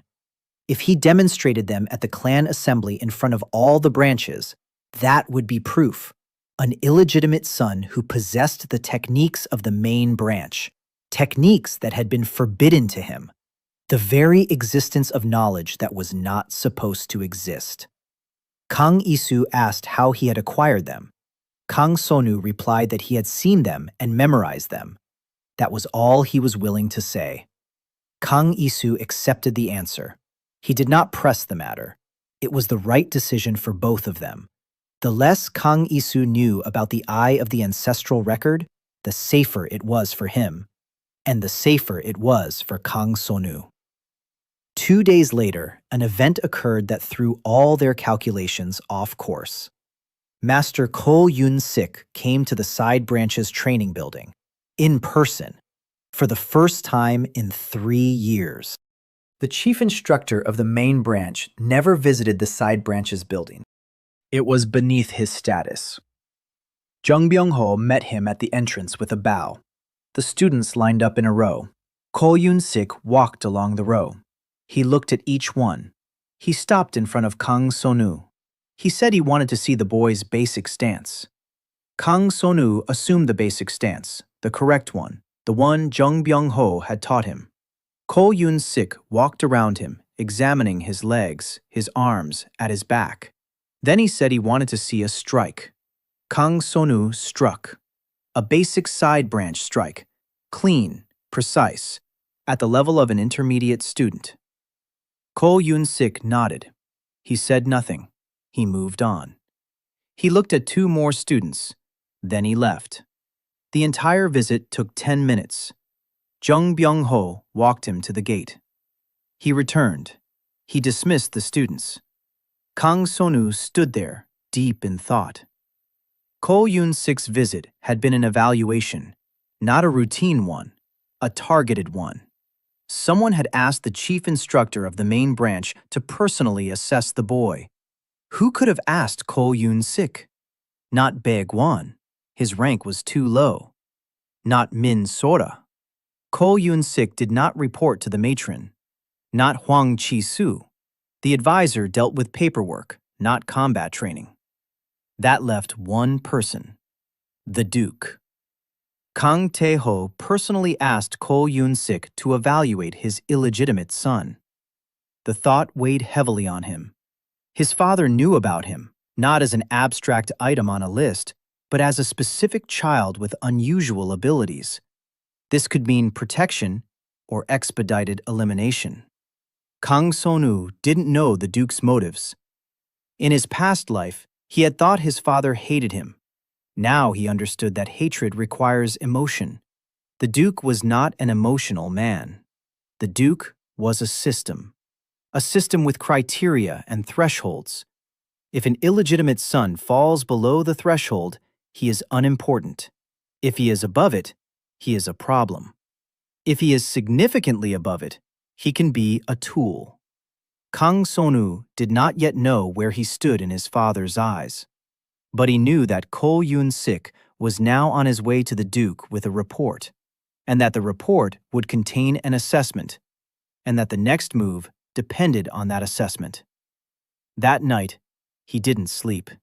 He thought about the 7 strikes, the 2 he was still missing. Ko Yoon-sik knew all 7. He was the only one besides the Duke who practiced the complete form. Ko Yoon-sik had just been standing right in front of him, within arm's reach. Kang Sonu hadn't used the eye. He couldn't take that risk with 10 witnesses present. But he regretted it. Ko Yoon-sik only came once every 3 years. The next opportunity might never arise, unless he created it himself.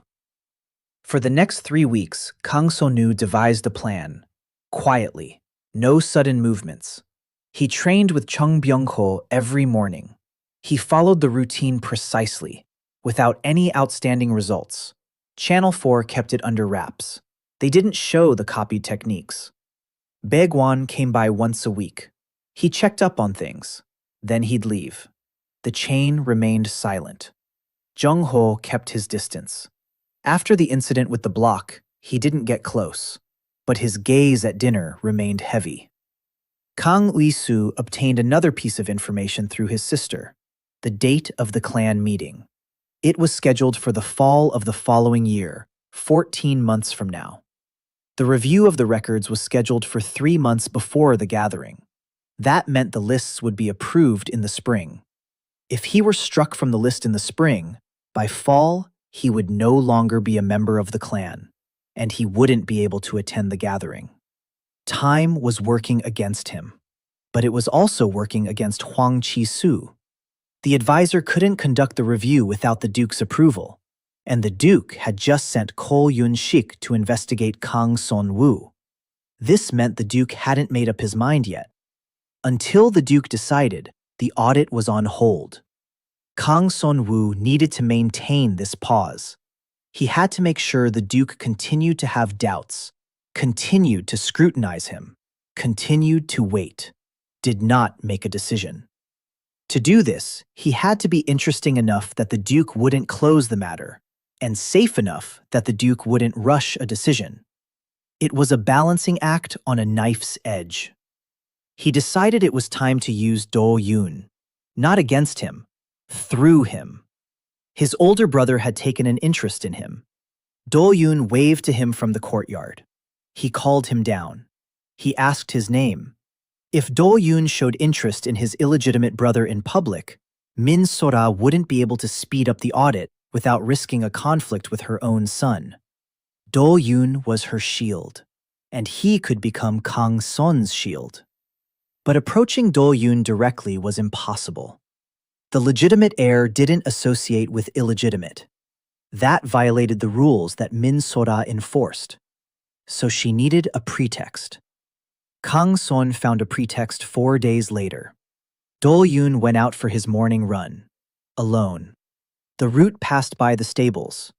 Kang Son waited on the roof. When Do-young ran past, Kang Son jumped down from the roof and ran alongside him. Do-young didn't stop. He glanced to the side. He saw his younger brother running alongside him in gray clothes. Kang Sonu kept up with Do-young's pace. The body of a 12-year-old with 4 channels couldn't run on par with a 16-year-old with 6 channels. But Kang Sonu wasn't running on channels. He was running on technique. Proper breathing, proper foot placement, proper energy distribution. Pei Guan had never taught him how to run properly. Yoon Hae-in had corrected his posture but hadn't gotten to running. Jung Byung-ho hadn't included running in the program. But in his past life, Kang Sonu had run every day. His body remembered. Not the meridians, his muscles, his reflexes, the memory of his legs that doesn't fade even after death and rebirth. Do-yeon noticed. He slowed down. Kang Sonu did too. Do-yeon sped up. Kang Sonu sped up. Do-yeon stopped. Word of this reached Min-sor that very same day. Kang Sonu had no doubt. The courtyard manager controlled information the way others controlled their breathing. Nothing escaped her notice. The response came 2 days later. Not overt, quiet, precise. Kang Sonu noticed that his portion of food in the dormitory dining hall had decreased. Not by half, by a quarter. Enough to notice, not enough to complain. Because a complaint from a bastard about portion size isn't really a complaint. It was confirmation of his low status. 3 days later, 2 scrolls disappeared from the dormitory library, number 32 and number 11. The method for accelerated channel opening and the description of the 3rd defensive position, the very 2 he had used. Jung Byung-ho noticed they were missing. He asked the students. No one knew. The scrolls had simply vanished.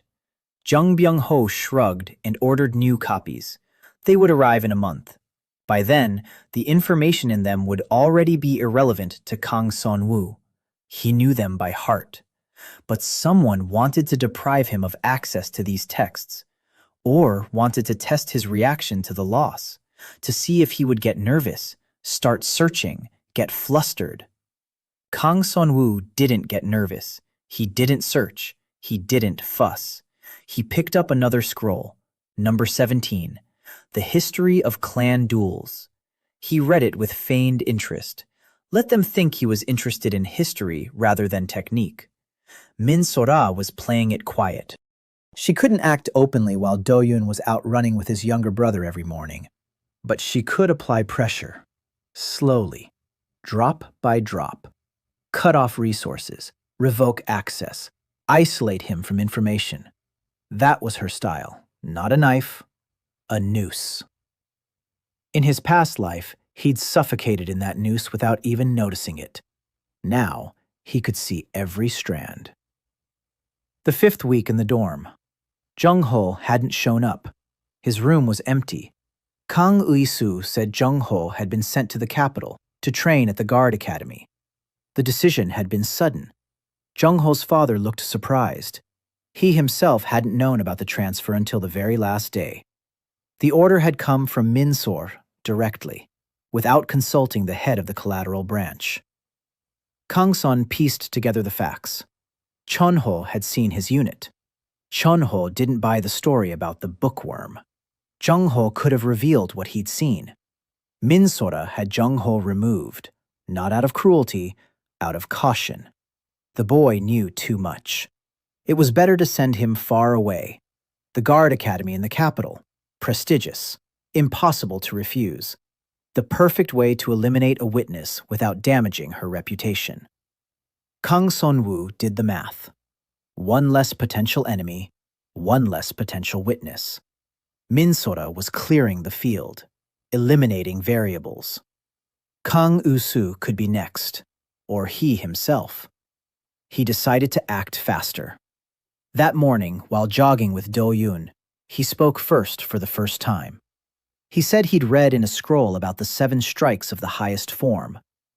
Do-yoon didn't break stride, but his breathing changed for half a second.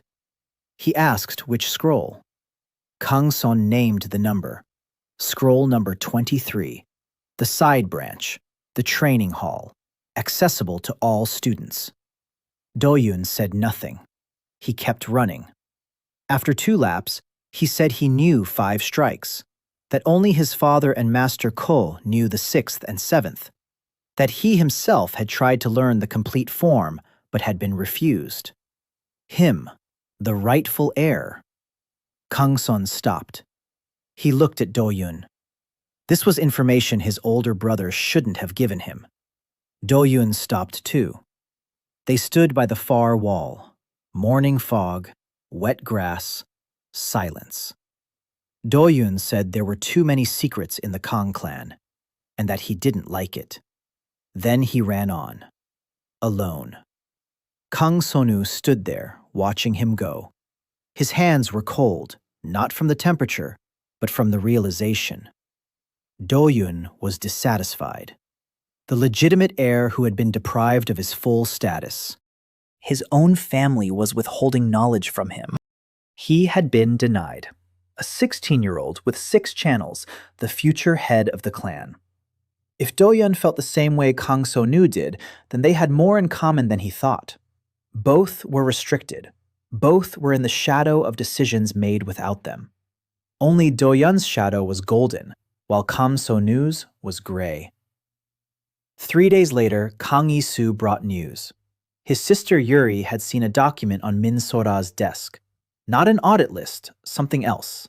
A letter from the capital, with a seal Yuri didn't recognize. She hadn't read the contents, but she saw one word on the envelope. Assessment. Kang So-noo connected this to Ko Yoon-shik's visit. Assessment. Someone from the capital had requested an assessment. An assessment of what? The potential of the Duke's illegitimate son? Or the potential of the entire clan? Or Do-yoon's potential? There were too many possibilities. He couldn't determine it without additional information. But the word assessment from the capital coincided with the appearance and disappearance of Yoon Hae-in. She too was from the capital. She too was conducting an assessment. She too had disappeared, taking the results with her. A visitor from the capital, Yoon Hae-in. A letter containing an assessment. These 3 points formed a line. Someone in the capital was watching the Kang clan. Not Kang So-noo personally, the entire clan.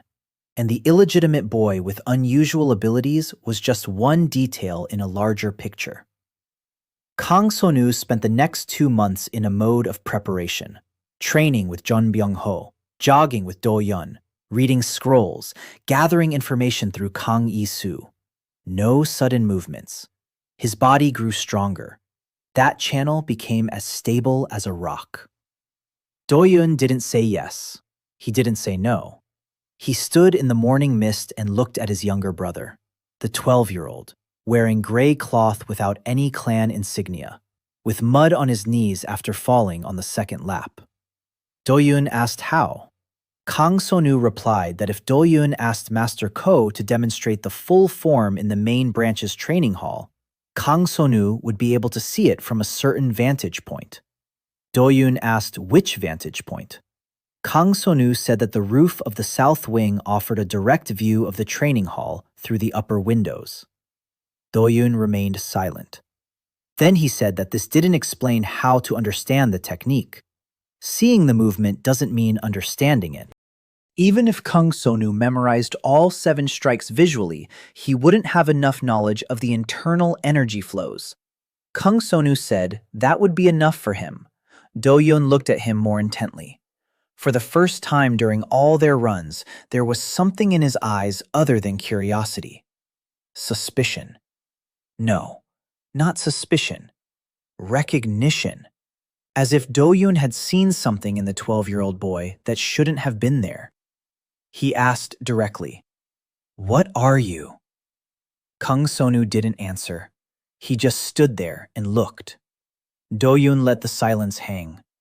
Then he said he would talk to Master Ko, not for Kang Sonu's sake, for his own sake. He wants to know the whole story. If, in the process, his younger brother happens to see something from the roof, that's not his problem. They ran back, in silence. Kang Sonu counted his steps and thought about how Do-yun hadn't asked the most important question. He hadn't asked why.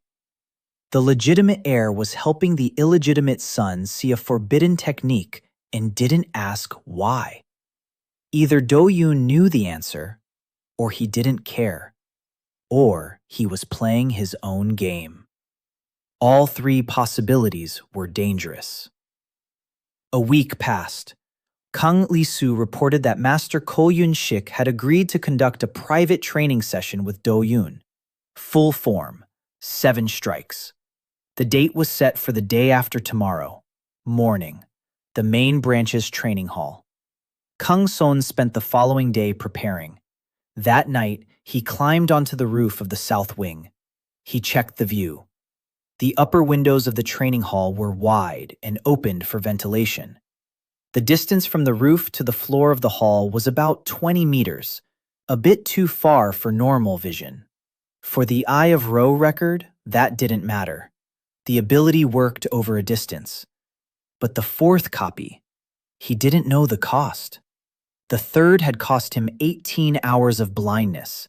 The 4th could cost a day, or 2, or irreversible damage. He lay on the roof and gazed at the stars. The risk was clear. The cost, unpredictable. But the 2 missing marks were the difference between a trump card and a full deck. At the clan gathering, if he displayed all 7 marks in their complete form, it would be more than just proof. It would be a challenge. An illegitimate son who mastered a technique unknown even to the legitimate heir, a technique known only to the Duke and the Grand Master. The question of where he came from would become a bomb that would shatter the entire Kang clan's system of secrecy. It was worth the risk. That morning, he stayed on the roof until dawn. He lay flat on his stomach, pressed against the roof tiles. His gray clothes blended in with the gray roof. No one would see him from below unless they were looking specifically for him. Ko Yun-shik entered the hall first, alone, without any students. He warmed up slowly, methodically. His joints cracked like dry twigs. 50 years of training. The master's body was a tool honed to perfection. Do-yun entered 5 minutes later. He bowed. Ko Yun-shik nodded. They stood facing each other. Ko Yun-shik began to speak. Kang So-nu couldn't hear the words. The distance was too great, but he could see the movement of his lips, and he could tell what the master was explaining. Do-yun listened. Then Ko Yun-shik demonstrated. The first strike. Kang So-nu recognized it, copied from Do-yun. The second, he recognized it. The third, he recognized it. The fourth, he recognized it. The fifth, he recognized it. The master paused. He looked at Do-yun. Do-yun nodded. Ko Yun-shik returned to his stance. The sixth strike. Kang So-nu opened his left eye. The world trembled. His lower eyelid. Lines. Ko Yun-shik was ablaze, not with fire, energy. 8 channels operating at full power. The web of threads was so dense that individual lines merged into a continuous glow. The sixth strike was not a strike. It was a redirection. The energy did not flow outward from the body. It flowed from the point of contact inward toward the opponent, through his defenses, past his channels, straight into the core. A strike that cannot be blocked because it passes right through the block. Gongsun copied it. The pain was immediate. Not in his eye, throughout his entire head, as if someone had clasped his skull in their palms and begun to squeeze. His left eye went dark. His right eye was losing focus. He clung to the roof tiles, his teeth clenched so hard that his jaw ached. 7 seconds. He copied the sixth strike. The master returned to his stance. The seventh. The last. Gang So-nu opened his left eye through sheer willpower. Darkness. Nothing. His left eye wasn't working. He tried with his right. Cloudy. Blurry. Ko Yun-shik's figure was double. He couldn't replicate through his right eye. The eye of the ancestral record worked only through the left. Ko Yun-shik began the seventh strike. Gang So-nu watched with his right eye. He was memorizing, not copying, memorizing the body's movement, the duration of the arm, the position of the legs, the angle of the torso. No internal lines, no energy structure, just the outer shell. The seventh strike, the final one. Ko Yun-shik struck the air. A shockwave rippled through the hall. Dust rose from the floor and scattered toward the walls. Do-yun stood motionless. His hair was blown back by the shockwave. The training post behind the master split into 3 pieces. No contact.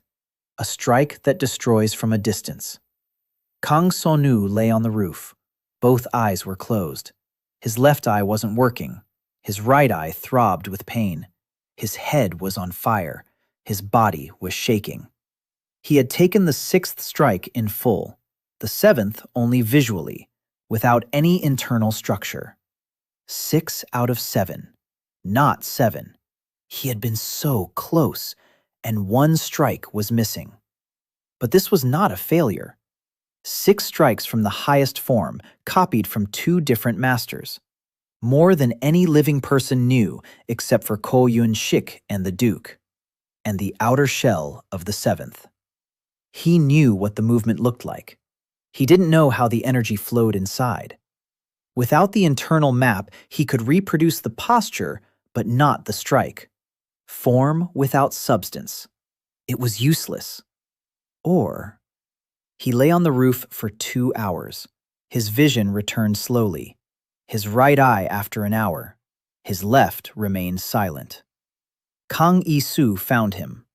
The boy climbed onto the roof using the rope that Gang So-nu had left for his descent. He saw him lying face down. He was frightened. He touched his shoulder. Gang So-nu said everything was all right. His voice was hoarse. Kang Yi-soo helped him down. He led him to his room. On the way, Gang So-nu held onto the wall. His left eye couldn't see anything. Kang Yi-soo asked what had happened. Gang So-nu said he'd strained his eyes. That was true. The other truth was that the 4th replication had taken a greater toll on him than all the previous ones. His left eye hadn't recovered by evening. It hadn't recovered by morning. A day passed. Then 2. On the 3rd day, his left eye began to perceive light. On the 4th, it could make out outlines. On the 5th, his vision had returned to 60%. On the 7th, to 90%. Full recovery took 9 days. 9 days of blindness in one eye for a single copied strike. The progression was frightening. The first replication took 3 minutes. The silence lasted 3 weeks. Not a single new development. Not a single inspection. Not a single letter from the capital. Min Sora remained silent. Baikwan taught his classes according to schedule. Chung Byung-ho taught without any surprises. Toyeon went running every morning. The silence was more frightening than any action. The silence meant preparation. Kang So-nu used the time wisely. He trained the copy techniques at night in the stable. The 4 channels allowed him to execute the first 2 strikes of the main branch's sequence at 50% power. Kolyun-shik's 6th strike at 10%. 10% of an intermediate master strike is still more than a junior student's full strike, but that was his only shot. 1 strike. Afterward, the channels would be blocked for an hour. He trained the external form of the 7th strike. Without the internal structure, it was empty, a beautiful movement without power. He repeated it every night. His body memorized the posture. His muscles memorized the trajectory. His legs memorized the stance. If he ever received the inner map of the 7th strike, his body would be ready to execute it instantly. But there could only one source for the map, Kolyun-shik or the Duke, and both were out of reach. On the 22nd day of silence, the silence was broken. Kang Il-soo came running to him at a run. His face was pale. His hands were shaking. He said 4 words. "They took my sister." Kang Yuri, the clerk's assistant under Min Sora, the source of information about the documents. Min Sora had summoned her to her private chambers that morning. Yuri left. She didn't return. By lunchtime, her room was empty. Her belongings had been packed. The bed had been stripped, as if she had never lived there. Kang Il-soo ran around the estate for 3 hours. He asked the servants. He asked the guards. No one knew where Yuri had been taken. Or perhaps they knew, but wouldn't say. One maid whispered to him that she had seen a closed carriage leaving through the north gate that morning. The north gate led to the road to the capital. Yuri had been taken away. Kang So-nu listened and felt the plan falling apart. Yuri was the second link in the chain of information. After Kang Il-soo, she was the only one who had access to Min Sora's documents. Without her, he was blind. Not physically, strategically. He didn't know what Min Sora was planning. He didn't know where the audit stood. He didn't know what decisions had been made. Min Sora had struck precisely. She hadn't touched Kang Son. She hadn't touched Kang Ui. She took out the key link, the source of the data. Without data, strategy turns into guesswork. Kang Il-soo sat on the floor of his room. He wasn't crying. He was clenching his fists so tightly that his knuckles turned white. He said it was his fault. He'd asked his sister for help too often. Someone noticed. Min Sora found out. Kang Sun-soon didn't try to comfort him. Instead, he asked a question. "Yuri is alive." Kang Ui looked at him. He replied that he didn't know. Kang Sun-woo said that if the carriage had been sent through the north gate, then Yuri was alive. The dead aren't transported through the main gate. The dead are buried on the estate grounds, or they're carried out through the back gate at night. A closed carriage passing through the north gate in the morning meant she'd been moved, just like with Jung-ho. Min Sora didn't kill her. She moved her. That was both good and bad. Good because Yuri was most likely alive. Bad because Min Sora was acting systematically. She was eliminating anyone who could provide information to Kang So-nu. Jung-ho, Yoon Hae-in, now Yuri. 3 people in 4 months. Kang Il-soo could be next. Kang Sun-woo told Kang Il-soo that he needed to act as usual. Don't ask about his sister. Don't look for her. Don't draw attention to himself. Any question about Yuri would confirm the connection between them. And the connection between the illegitimate son and the clerk's assistant is exactly what Min Sora is looking for. Proof of a leak. Kang Il-soo nodded. He understood, but his hands were still shaking. The next day, Baegwon changed the schedule. Evening classes were canceled. No expectation given. On the 3rd day, evening classes resumed. But instead of Baegwon, another instructor arrived, a young man of about 25. He introduced himself as So Yeon-jin. 4 channels, a smooth face, neat clothes, graceful movements.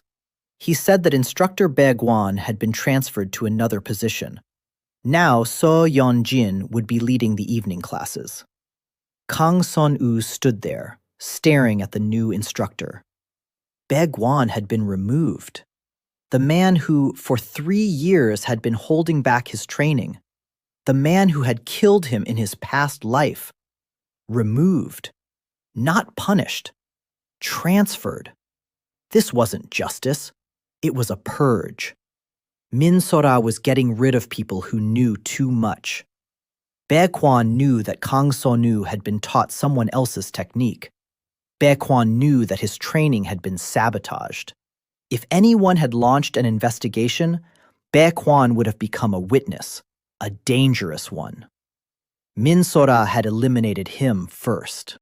So Yeon-jin was new, clean, with no history, no knowledge of previous events. A fresh start. For Min Sora, it was ideal. For Kang So-nu, it was a disaster. Bae Kwan was predictable. Kang So-nu knew his methods, knew his weaknesses, knew when he was lying and when he was telling the truth. So Yeon-jin was an unknown quantity. A week passed. So Yeon-jin proved to be competent. His methods were sound, no sabotage, no gaps. He assigned exercises that matched the level of a student with 3.5 channels. That was the level Bae Kwan had indicated in his latest report. So Yeon-jin didn't know about the 4th channel. Kang So-nu continued to hide it from him. But keeping it hidden was getting harder. Every proper training session accelerated his progress. His body responded to normal training like dry earth to water. It absorbed everything. The 4th channel was expanding. The 5th was forming faster. 2 weeks after the mentor was replaced, the 5th channel opened. Naturally, without any accelerated method. Just normal development with proper training. 5 channels. 12 years old. He had just turned 13. 13 years old and 5 channels. That was on par with Do-yeon in his prime. Kang So-nu lay in the darkness, realizing he couldn't hide this for long. So Yeon-jin would check the channels during the next scheduled examination. He wouldn't be able to compress 2 channels at the same time. Compressing even 1 required concentration. 2 was nearly impossible. If So Yeon-jin discovered 5 channels in a 13-year-old illegitimate child, the world would change. Min Sora would speed up the audit. Hwang Chi-soo would sign the document that very same day. The Duke. The Duke would make the decision. What decision will a man make who has already signed his death warrant once? 4 days later, So Yeon-jin arrived for the routine examination. Kang So-nu was standing against the wall. The mentor placed his hand on his back. An impulse. Kang So-nu compressed the 4th channel. He pressed it down to the bud. 5th. He couldn't constrict the 5th and 4th at the same time.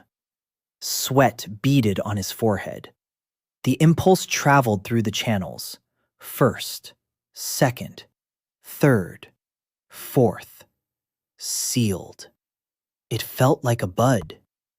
5th. The 5th channel was open. Completely. Energy flowed freely through it. So Yeon-jin withdrew his hand. His face froze. 4 channels. 1 of them was unstable. And the 5th? Open. It didn't make sense. The 5th channel cannot open before the 4th. It's like a 2nd floor without a 1st. Physically impossible. Unless the 4th channel is also open and intentionally hidden. So Yeon-jin looked Gang-sun in the eyes for a long time. He ran alone every morning, the same route, the same 6 laps. An empty road right there, a habit without a partner. He didn't do it to train, just for appearances. Anyone watching him saw a child who kept running in the mornings despite his older brother's absence. Perseverance, or foolishness. To an observer, the difference is slight. After a week of solo runs, he noticed a new observer, a courtyard guard, standing by the eastern wall, every morning, at the same time. He didn't hide, he just stood there, watched, then left. Min-sora watched. She waited for a reaction.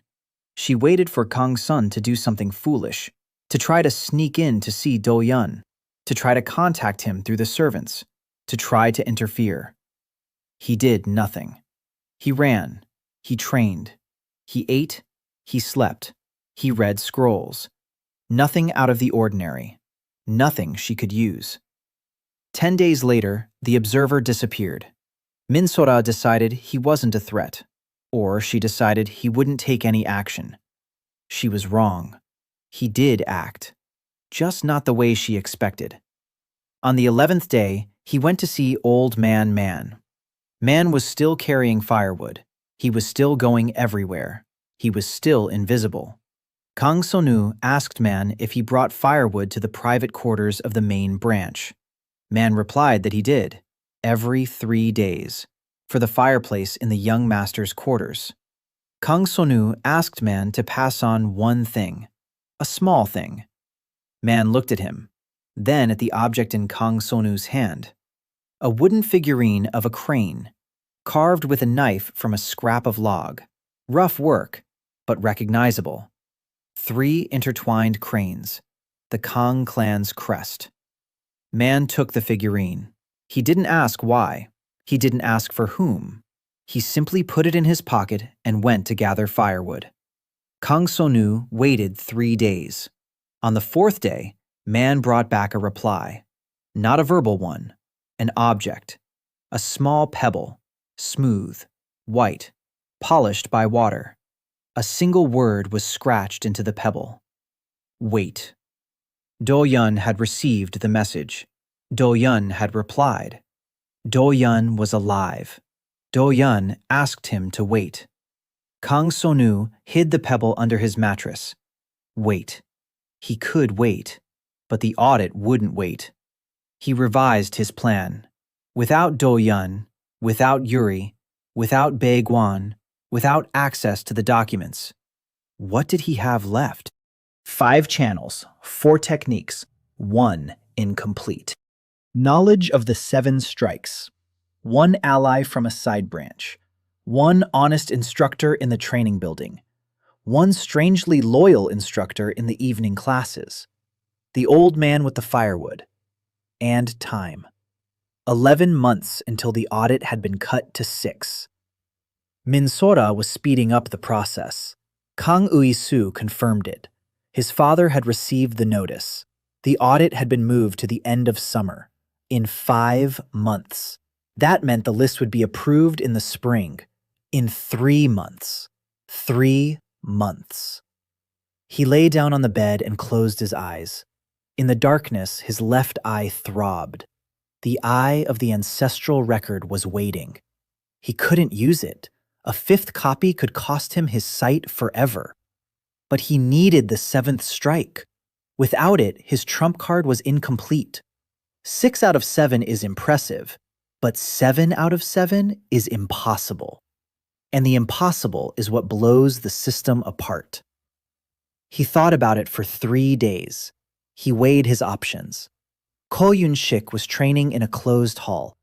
The Duke was training in his private chambers. Both were inaccessible. But there was a third source. The body. His own body knew the external form of the 7th strike. His muscles had memorized the trajectory. His legs had memorized the stance. His arms had memorized the angle. If he could reproduce the external form perfectly, if his body moved exactly the same way as Ko Yun-shik's body at the moment of the strike, then theoretically the energy could find its own path, just as water finds its channel. If the channel is correct, the water will flow. If the form is perfect, the energy will fill it. Theory. Untested. Dangerous. The scroll said nothing about such an approach. No master had ever attempted to reconstruct the internal structure through the external form, because it required absolute precision. A deviation of even a millimeter, and the energy would go the wrong way. The channel would rupture, or worse. Kang Son-woo knew the risks. He decided to try. Not now, in a month, when the fifth channel is fully stabilized, when his body has grown accustomed to the new energy level, when he is ready. He spent a month preparing, every night in the stable, the form of the seventh strike, over and over, without energy, just his body. The positioning of his legs was drilled until it became second nature. The angle of his torso was precise to the degree. The trajectory of his arm was perfect. The horses had grown accustomed to his nightly visits. One mare would even come up to the fence and nudge his shoulder with her nose when he was finished. After a month, he was ready, or so he thought. It was a cold night. The stable was empty. The horses were asleep. He took his stance. Inhale. 5 channels open. Energy circulating. First strike. Clean. Second. Strong. Third. Fourth. Fifth. All replicated. Sixth. Ko-yun 6 strike. 10% power. Energy passed through the contact. An invisible pulse shot into the pole. The pole cracked. Seventh. External form. Without an internal map, he executed the movement. Perfectly. Every millimeter in place. He directed the energy through all 5 channels simultaneously. The energy struck the wall at the exact point where the 6th channel should have been, the one he didn't have. Pain. Sharp. As if someone had driven a red-hot rod into his spine. He fell to his knees, his body doubled over. The channels were in turmoil. The energy churned inside him like water in a clogged pipe. 5 channels clogged up at once. He couldn't breathe, couldn't move, couldn't think. For 30 seconds, he lay on the stable floor, feeling his own energy tearing his body apart from the inside. Then the pressure began to subside. The channels began to clear, one by one. First, second, third, fourth, fifth. The 5th cleared last. 10 minutes later, he was lying on his back, the stable ceiling, hay, darkness, the smell of horses. He had failed. The 7th strike didn't work. Without the 6th channel, the energy couldn't find a path. Form without substance, a riverbed without water. He couldn't perform the 7th strike with 5 channels. He needed the 6th. The 6th channel opened naturally at 14 or 15, in a year or two, or through an accelerated method, which could kill him in his current state. He lay there and thought. Then he stopped thinking. He got up. He walked out of the stable, the morning air, the cold, dew on the grass. He went for a run, 6 laps, alone, without Do-yun. On the 4th lap, he saw a figure by the far wall. Not a guard, not an observer. A man in dark clothes. He was standing with his back to the wall, looking at him. Kang Son-woo stopped, 30 meters away. The morning fog made it hard to make out the face. The figure didn't move. Kang Son-woo walked toward him. 20 meters. 10. He saw the face. An elderly man, over 60. A wrinkled face, white eyebrows, a straight back despite his age, hands behind his back. Dark clothing without any clan insignia. Kang Son-woo didn't recognize him, not from his past life, nor from this one. The man looked at him. Then he said that a 5th round would be unnecessary, that the body needed rest after last night's setback. Kang Son-woo froze. He knew about the night's training. He knew about the failure with the 7th strike. The man said he had been watching from the shadows. The archive was behind the 3rd door on the right, 11 doors on the left, 7 on the right. He had walked past it dozens of times, Today he stopped, not in front of the door, in front of Kang Isu. He said he needed the archive, not the information from the archive itself, physical access. Kang Ui turned pale. He said that after his sister's disappearance, he couldn't take any risks. What if they caught him near the archive? They'd take him away in the next sealed wagon. Kang Soon didn't press the issue. He said he understood, and that he'd go alone. Kang Isu looked at him for a long time.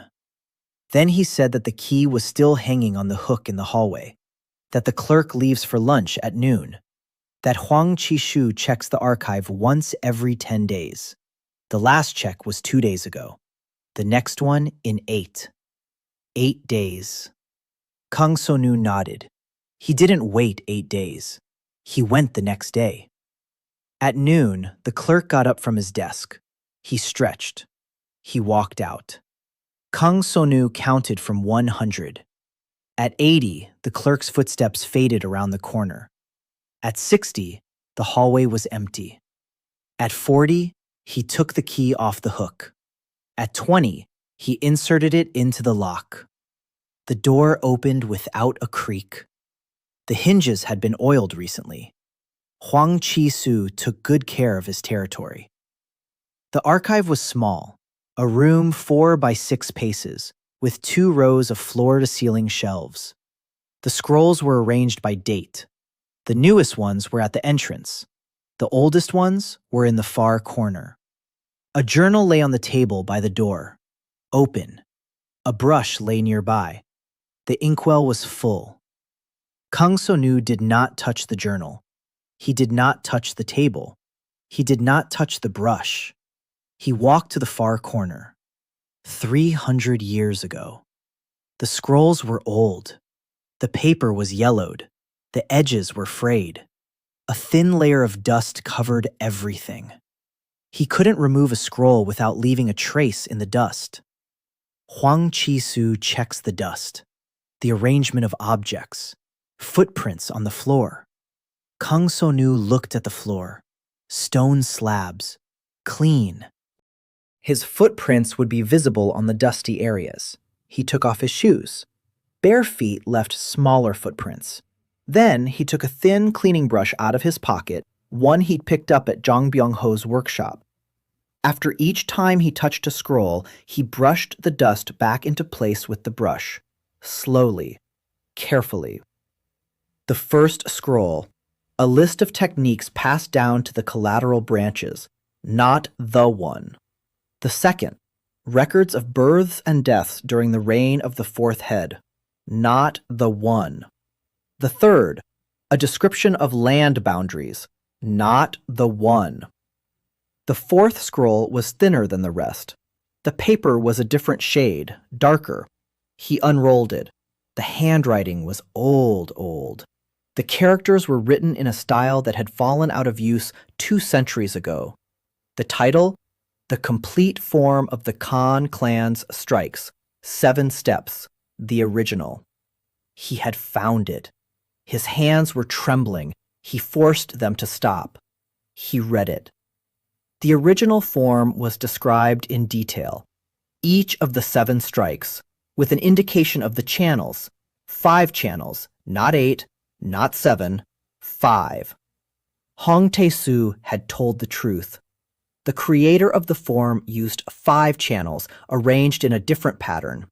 The modern version channeled energy sequentially, channel by channel, like steps. The original channeled energy simultaneously through all 5 at once, like a fist, not like fingers one by one. The difference was enormous. The modern version is more powerful with each individual strike. The original is more effective as a combination. Because there's no pause between strikes to redirect the energy doesn't stop. It flows continuously. 7 strikes in 3 seconds, not 12 like Ko Yun-shik's. 3. Kang San-woo memorized it. Every line, every turn, every point of distribution. He couldn't take the scroll with him. He couldn't copy it, only memorize it. 7 minutes. He read for 7 minutes. Then he rolled up the scroll, put it back in its place, brushed away the dust with a small brush, checked for traces. Clear. He left, locked the door, hung up the key, walked down the hallway, calmly, without looking back. 23 minutes from entry to exit. The scribe returned 37 minutes later, a 14-minute buffer. Enough. He returned to the room, lay down, closed his eyes, went over what he had read. 7 beats, 5 channels, simultaneous distribution, 3 seconds for the full form. The original was no more complicated than the modern version. It was simpler, but simpler doesn't mean easier. Working 5 channels simultaneously required a level of coordination that wasn't taught in any of the academies. All modern Kan-style techniques were built on the sequential use of the channels, one after another. The original required parallel use, all at once. It was like asking a person to write with both hands simultaneously, different words at the same speed. He trained for 3 weeks, at night, in the stable. The mare would habitually nudge his shoulder with her nose after each session. The first week was spent learning to open all 5 channels at once. The energy resisted. His body was used to the sequence. Breaking the habit was agonizing. Headaches every morning, 2 nosebleeds. Jeon Byung-ho noticed the dark circles under his eyes and asked if everything was all right. Kang Son-woo said he wasn't sleeping well. The second week, the first 3 strikes of the original form. Simultaneous distribution across the 5 channels. The energy flowed, unevenly, jerky, but it flowed. A post in the stable cracked, not from the force, from the vibration. The original form didn't destroy like a hammer. It resonated. The energy entered the material and destroyed it from within, like the sound of glass shattering. Third week, all 7 strikes in a row. 3.5 seconds. Not 3, but close. 30% of the power Ko Yoon-shik had demonstrated, but the quality was different. Ko Yoon-shik destroyed from the outside. Kang Son-woo destroyed from the inside. At 30% of the power, his strike pierced a defense that could withstand 60% of the modern form, because there was no defense against resonance. The Kang clan had forgotten the original. They had forgotten that their primary technique was designed not for brute force, but for precision. The training post in the stable fell apart on the 5th day of the 3rd week. It didn't crack. It crumbled, like a sandcastle, from the inside out. Kan Sonu stood over a pile of wooden debris and realized he had a weapon. Not a trump card, a bomb. An illegitimate son who possessed the original form that the entire clan had forgotten. If he revealed this at the meeting, but he had to survive until the meeting. The audit was in 2 months. His name was on the list to be struck off. Without Do-yoon to act as a shield, without sources of information. He returned to his room. Morning. So Yeon-jin arrived for practice. Kang Son-woo trained as usual. He concealed his level. He displayed 3.5 channels. So Yeon-jin didn't ask any questions. He took notes. Then he left. Loyalty without explanation. After class, Kang Son-woo went to the south wall to Hong Tae-soo's house. A small house, 1 room, a garden with 3 trees. The old man was sitting on the porch drinking tea. Kang Son-woo sat down next to him. He said he'd found the original. Hong Tae-soo nodded. He said he knew the boy would find it. Kang Son-woo asked why he had helped. Hong Tae-soo replied, 12 years ago, he had been forced into retirement against his will. He had been ousted by Ko Yoon-shik, not by force, but through politics. Hong Tae-soo had taught the original form. Ko Yoon-shik the original to be outdated. The Duke supported Ko Yoon-shik. Hong Tae-soo was removed. He wasn't punished, he was simply forgotten. The man who knew the clan's greatest secret became a retiree behind the southern wall. He helped Kang Sun because he wanted to see the original return, not for revenge, for the sake of the truth. Kang Son-woo said he would present the original form at the clan meeting. Hong Tae-soo shook his head. The second entry into the archives was more dangerous than the first. Hwang Chi-soo tightened security. Kang Yi-soo reported that the clerk was now having lunch at the table. He wasn't leaving. He's eating right in the hallway next to the door. Someone ordered him not to leave his post. Kang Son-woo spent 2 days watching the hallway. The scribe's schedule had changed. He went out only twice a day, in the morning to get water and in the evening to use the outhouse. His morning outing lasted 4 minutes, the evening one 6. Neither interval allowed enough time. 4 minutes to open the door, find the document among hundreds of scrolls, and leave unnoticed. Impossible. He didn't know exactly where the audit list was kept. Last time, he'd found the original form in 7 minutes, but he'd known what to look for and where. The audit list could be in any of the 20 boxes for current documents. He needed a different approach. He went to see So Yeon-jin. It was the evening training session. After the exercises, he stayed behind. So Yeon-jin was putting away his gear. Kang Son-woo asked him directly. He said he knew about the audit, that his name was on the list, that in 2 months he would be expelled from the clan. So Yeon-jin paused. He put the sword rack back in its place. He turned around. Kang Son-woo asked who he was working for. So Yeon-jin remained silent for a long time. Then he said that Yoon Hae-in had hired him. Kang Son-woo felt the ground give way beneath his feet. Yoon Hae-in. The woman who had been correcting Paegwan's mistakes, who had been visiting the guest from the capital, who had disappeared along with him 4 months ago. She had hired So Yeon-jin before her departure. She knew Paegwan would be removed, and she had prepared a replacement, one who would protect Kang Son-woo. Kang Son-woo asked who was behind Yoon Hae-in. So Yeon-jin shook his head. He didn't know. Yoon Hae-in had contacted him through an intermediary. She paid a year in advance. She gave him one instruction: to teach the boy properly, not to report on his progress. Never. Kang Son-woo sat down on the floor. The second line. All this time, the second line hadn't disappeared. It had receded into the shadows. Yoon Hae-in, of mistress from the capital, a letter with a seal. So Yeon-jin. Someone in the capital was investing resources in his survival, not out of kindness, out of calculation. But whose calculation, and for what purpose, he did not know. He asked So Yeon-jin if he could help him with the archives. So Yeon-jin replied that he could not. His instructions did not include taking active measures, only training, only silence. If he went beyond the scope of the contract, the consequences would not be limited to him alone. Kang Son-woo accepted the answer.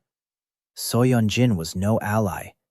He was a hired shield, an effective one, but limited. He had to find another way into the archive. And he did, through Hong Tae-soo.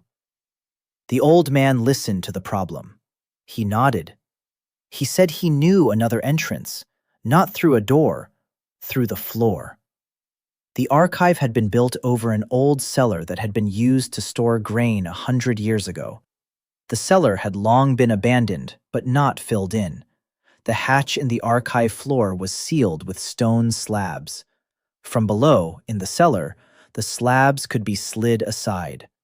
Hong Tae-soo knew this because he himself had used the cellar 30 years ago, when he was hiding the scrolls from the clan's previous advisor.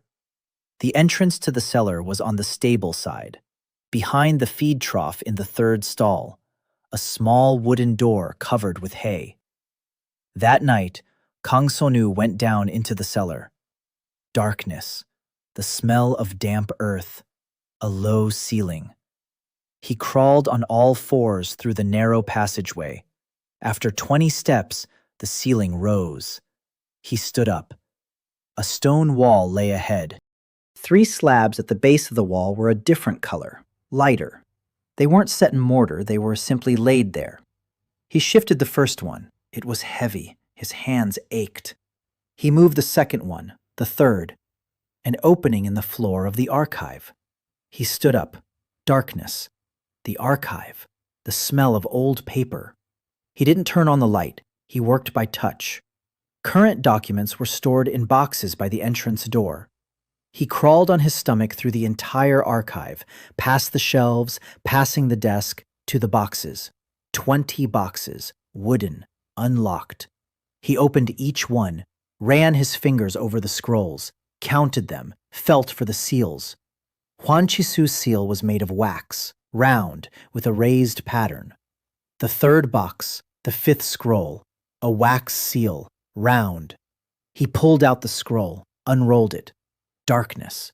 He couldn't read it. He held the scroll up to the hole in the floor. There was a little more light there, moonlight streaming through a crack in the cellar wall. Enough to make out the large characters. A list for reviewing the clan records. Prepared by advisor Huang Chisu. Approved by the matriarch of the inner court, Min Sora. Awaiting the clan head's signature. 4 names. 3 illegitimate children. 4 weeks of preparation felt like 4 weeks of routine. Morning jogs, lessons with Jung Byung-ho, evening training with So Young-jin, reading the scrolls, sleep. No deviations. At night, everything changed. The stable, the original form, 7 strikes, 3.5 seconds. He was shaving seconds off his time. 3 seconds and 30, 3 and 20, 3 and 10. By the end of the second week, he had performed the full form in exactly 3 seconds, just as described in the original. His body was working at its limit, 5 channels simultaneously. Energy flowed in parallel, no pauses, no switching. The 7 strikes merged into a single movement. The post crumbled to dust, the second pillar, the third. He stopped counting. He had to repair the stalls twice because the vibrations from the strikes were loosening the fastenings. The horses got used to it. One even slept during training. In the 3rd week, he received a message from Doyun. Through the old man. A pebble. 1 word on it. Soon. Doyun knew about the tournament. Everyone knew. The tournament was an annual event. The question was whether Min Sora would allow Doyun to participate. The rightful heir could not miss the tournament of generations. It would be an insult to the clan. Even Min Sora would not take such a step. She would let Doyun go, under control, under supervision, but she would let him go. Kang Sun submitted an application to participate in the tournament through Jung Byung-ho. The mentor looked at him, then at the application, then back at him. He said that illegitimate children usually didn't participate. Kang Sun-woo replied that the charter didn't prohibit it. Jung Byung-ho checked. The charter didn't prohibit it. The tournament rules stated that any member of the Kang clan between the ages of 10 and 20 could apply. Illegitimate were members of the clan. For now. Jung Byung-ho submitted the application. The next day, the news reached Min Sora. Kang Sun-woo knew this because his portion of food had been reduced again, this time by half. He was eating at Hong Tae-soo's place. The old man prepared simple but hearty meals. Rice, vegetables, sometimes meat. Kang Yi-soo would bring him extra food from the kitchen of the side branch, secretly. 4 days later, a response to the application arrived. Accepted. Kang Sonu was admitted to the Generations Tournament, the under 14 category, 3 channels. That was the level listed in his latest report, compiled by So Young-jin. 3.5 channels, rounded down to 3. He was placed in the 3-channel category, Against kids with 3 channels, he had 5. Min Sora didn't know. Bae Kwan had been removed. So Yeonjin remained silent. Jung Byung-ho didn't check the channels. The only one who knew was Do-yun, and Do-yun had promised to keep quiet. In the 4th week, 2 days before the tournament, Kang Sol-nu sat in his room thinking about what could go wrong. The list was long. Min Sora could cancel the tournament. Unlikely. A public cancellation would require an explanation. She could withdraw his application. Impossible without a formal reason. She could set him up with a strong opponent. Possible, but the Category 3 channel limited the choices. She could try to poison him. He remembered the towel with the Voidwalker's poison. 4 silver coins for a drop. He began checking his food. Sniff the water. Don't touch things that appeared in his room without explanation. Paranoia, or caution. The difference between them is whether you survive or not. On the eve of the tournament, he went to see Hong Tae-soo. The old man was sitting on the porch. Tea, silence. Kang Sun sat down next to him. He asked if Hong Tae-soo would be at the tournament. The old man shook his head. He hadn't shown up at clan events for 12 years. His appearance would raise questions. Questions would draw attention. Attention on him meant attention on Kang Sun. He would remain behind the southern wall. Kang Sun nodded. Then he said one thing. If it doesn't work out tomorrow. Hong Tae-soo cut him off. It'll work out. He said it without hesitation. Kang Sun-woo looked at the old man. Hong Tae-soo was gazing into the distance, at the estate's wall, at the roof of the main hall, at the cranes above the entrance. He said that 300 years ago, the creator of the form had also been a bastard, and that the clan had forgotten this. Kang Sun-woo didn't reply. He went home. He lay down. He didn't sleep. The morning of the tournament, the courtyard in front of the main hall, the same courtyard as on the joint training day. Trodden earth, posts along the perimeter. But today there were also stands, wooden benches for spectators, the entire clan, 500 people. The main branch in the center of the stands, the side branches on either side, the illegitimate children. There were no illegitimate children in the stands. They stood behind the last row, behind the barrier, like second-class spectators. Kang Sun-woo stood among them. Gray cloth. No clan insignia. The Duke sat in the main grandstand, Kang Tae-ho. Next to him was Min Sora. Next to her was Hwang Ji-soo. Next to her was Ko Yoon-shik, the 4 people who would decide his fate. Do-yeon sat 1 row below, alone, without guards. Min Sora had let him in, just as Kang Sun-woo had expected. The legitimate heir must be present. Do-yeon scanned the crowd with his eyes. He found him. He looked at Kang Sun-woo. He nodded. With a single movement of his head, Kang Sun-woo responded. The tournament began. The first matches. The under-12 category. 2 channels. Ko Yoon-shik was standing. Everyone else was seated. His eyes were fixed on Kang Sun-woo. The chief instructor of the main branch saw what no one else saw. The strike passed through the block. It didn't go around it. It didn't pierce it. It went right through. Ko Yoon-shik knew only one technique that allowed for this. He turned toward the Duke. The Duke did not respond. He did not turn around. He did not nod. He stared straight ahead at Kang Sun. The second match, Kang Sun versus a 15-year-old girl. 3 channels, fast, skilled, the best in her category, according to the instructors. She attacked with a flurry, 4 strikes, fast, clean. Kang Sun-woo dodged 3 of them. He blocked the 4th. A counterpunch, a second strike of an original form. The girl fell to 1 knee. She got back up. She tried again. She fell again.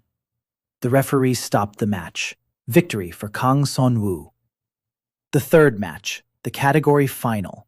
The opponent was different, not a child, a young man, 15 years old, 4 channels. He wasn't supposed to be in the 3-channel category. Someone had changed the rules. Kang Son-woo looked at the main stands. Min Sora had been talking to the referee a minute before the announcement. She had set him up with a strong opponent. The young man stepped onto the arena. Kang Son-woo recognized him. The son of one of the main branch's instructors. 4 channels, specializing in striking, trained properly. No gaps, no sabotage. This was a fighter who'd been seriously prepared. The referee gave the signal. The young man didn't wait. He attacked from the very first second, a 3-strike combination, a modern version of the main branch's striking technique. Fast, powerful, at full strength across all 4 channels. The first strike landed, on the shoulder. Kang Son-woo was sent flying to the side. Pain. Sharp. His left shoulder went numb. He rolled over. He got back up. The young man was already advancing. The second strike. Kang Son-woo ducked down. The third strike passed over his head. It was faster, but weaker. 4 channels against 5. But the young man didn't know about the 5. He struck as if against a 3-channel opponent, with room to spare, with contempt. Kang Son-woo assumed a stance, not the basic one, the original stance of the form's creator. Arms at his sides, feet shoulder-width apart, center of gravity lower than usual. Ko Yoon-sik saw the stance and sat back down, slowly, like a man whose legs had given way. He recognized it, or remembered it, or understood it. The Duke turned toward him. They exchanged a single glance. Kang Son-woo opened all 5 channels simultaneously, not sequentially, in parallel. Energy filled his body like water fills a vessel, instantly, completely. The young man felt a change in pressure. His eyes widened. He took a step back. Instinct. Kang Son-woo struck, the original form. All 7 strikes, 3 seconds. The first strike passed through the young man's raised block. The resonance disoriented his channels. The second strike hit his torso. The young man doubled over. The third struck his shoulder. The fourth, his thigh. The 5th brought him back to his feet. The 6th, Ko Yoon-sik's strike. The energy penetrated his defense and passed through his body. The young man froze. His eyes were glassy. His body stood still, but his consciousness was already fading. The 7th strike, the original. Not a non-contact destroyer like Ko Yoon-sik's. A resonance wave. Quiet. Almost silent. It passed through the young man and continued on, into the ground. The ground beneath his feet sank by the width of a palm, a circle 3 steps in diameter. Perfect, as if someone had cut it out with a compass. The young man fell, unconscious, alive. His energy channels were disoriented but undamaged. He would wake up in an hour, no lasting effects. Kang Son-woo stood in the center of the sunken circle. 3 seconds, 7 blows, 5 channels, 13 years. The arena was silent. 500 people, not a sound. Ko Yoon-sik sat with his eyes closed. His lips were moving. He was counting the blows. 1, 2, 3, 4, 5, 6, 7. 7. He opened his eyes. He looked at the Duke. The Duke was looking at Kang Son-woo. For the first time in both their lives, a father was truly looking at his son. Not as an item on a list, not as a variable in an equation, as a human being. Min Sora stood up. She said the duel was invalid, that the participant had violated the rules of the category, that the 3 channels couldn't allow it. Kang Son-woo turned toward the podium. He said he had the right to address the clan, the charter, Article 12. Any member of the clan may demand the floor at a public event if they present evidence of harm to the clan. Min Sora turned pale. Huang Chi-su flinched. Ko Yun-shik nodded. He confirmed it. The charter permits it. Kang Son began to speak, not loudly, calmly. He said that within the Kang clan, there is a system that intentionally limits the development of some of its members, that illegitimate children are taught according to a distorted curriculum, that his mentor, Baeguan, had been giving him exercises in the wrong sequence for 3 years, that his meridians had been deliberately stunted, that he had not 3 meridians, as recorded in the report, but 5. A murmur rose from the stands. He said he had just performed the original form of the 7 strikes, a technique not even taught to the legitimate heir, a technique the entire clan had forgotten, which he had discovered on his own in an archive closed to him by the rules of the inner court. He said that advisor Huang Chi-su had prepared a revision list in which 3 illegitimate children were designated for expulsion from the clan, and 1 member of a collateral branch was to have his status lowered. That the list had been approved by Administrator Min Sora, that he was awaiting the Duke's signature. He named all 4 names, out loud, in front of 500 people. Then he said, "The Kang clan hides knowledge from its own people. It deprives them of growth, and then it expels them for not being developed enough. This is not a review. It is the destruction of those whom they have already decided to destroy, and this is a blow to the clan." The Duke stood up. The square fell silent. The Duke descended from the podium. He walked through the crowd. He stopped in front of Kang's son, father and son, one in ceremonial robes bearing the crane crest, the other in gray cloth without any clan insignia. The Duke looked at the sunken circle in the ground, at the posts of the training ground behind the boy, at the face of the 13-year-old who did not look away. The Duke spoke a single sentence. "The clan assembly is in 10 days. Then he turned and walked away. Min Sora stood on the viewing platform. Her hands gripped the railing. Her knuckles were white. She had lost. Not the battle, the move. A single move. The war continued, but the audit had been halted. The assembly had been scheduled, and the entire clan had seen what they had seen. He hadn't trained for 10 days. His body needed rest after the tournament. His meridians ached. His left shoulder was swollen and bruised from the young man's blow. Kan Isu brought cold compresses. Hong Tae-soo brought herbal tea. So Yeonjin brought news. Min Sora shut herself away in her private quarters. Huang Chi-su destroyed the original audit list, but it didn't matter. 500 people had heard the names. A document can be destroyed. The memories of 500 cannot. On the 3rd day, Do-yoon came to see him, without guards, without permission. He simply opened the door to the training building and walked in. The 9 students of the collateral branch froze. The legitimate heir in the collateral branch's building. Nothing like this had ever happened in their memory. Do-yoon sat down on Kang Sonu's bed. He looked at the swollen shoulder, then at his younger brother's face. He said he'd seen everything. All 7 strikes. He recognized 5, his own. The 6th was from Master Ko. He didn't recognize the 7th. Kang Sonu said the 7th was the original, the version from 300 years ago, on 5 channels. Do-yoon was silent for a long time. Then he asked who had taught him. Kang Sonu replied that the scroll was in the archives, and the old man behind the southern wall. Do-yoon nodded. He didn't ask about the eye of the ancestral record. Perhaps he had guessed. Perhaps he had decided not to know. He said that at the clan meeting, he would support Kang Sonu, publicly.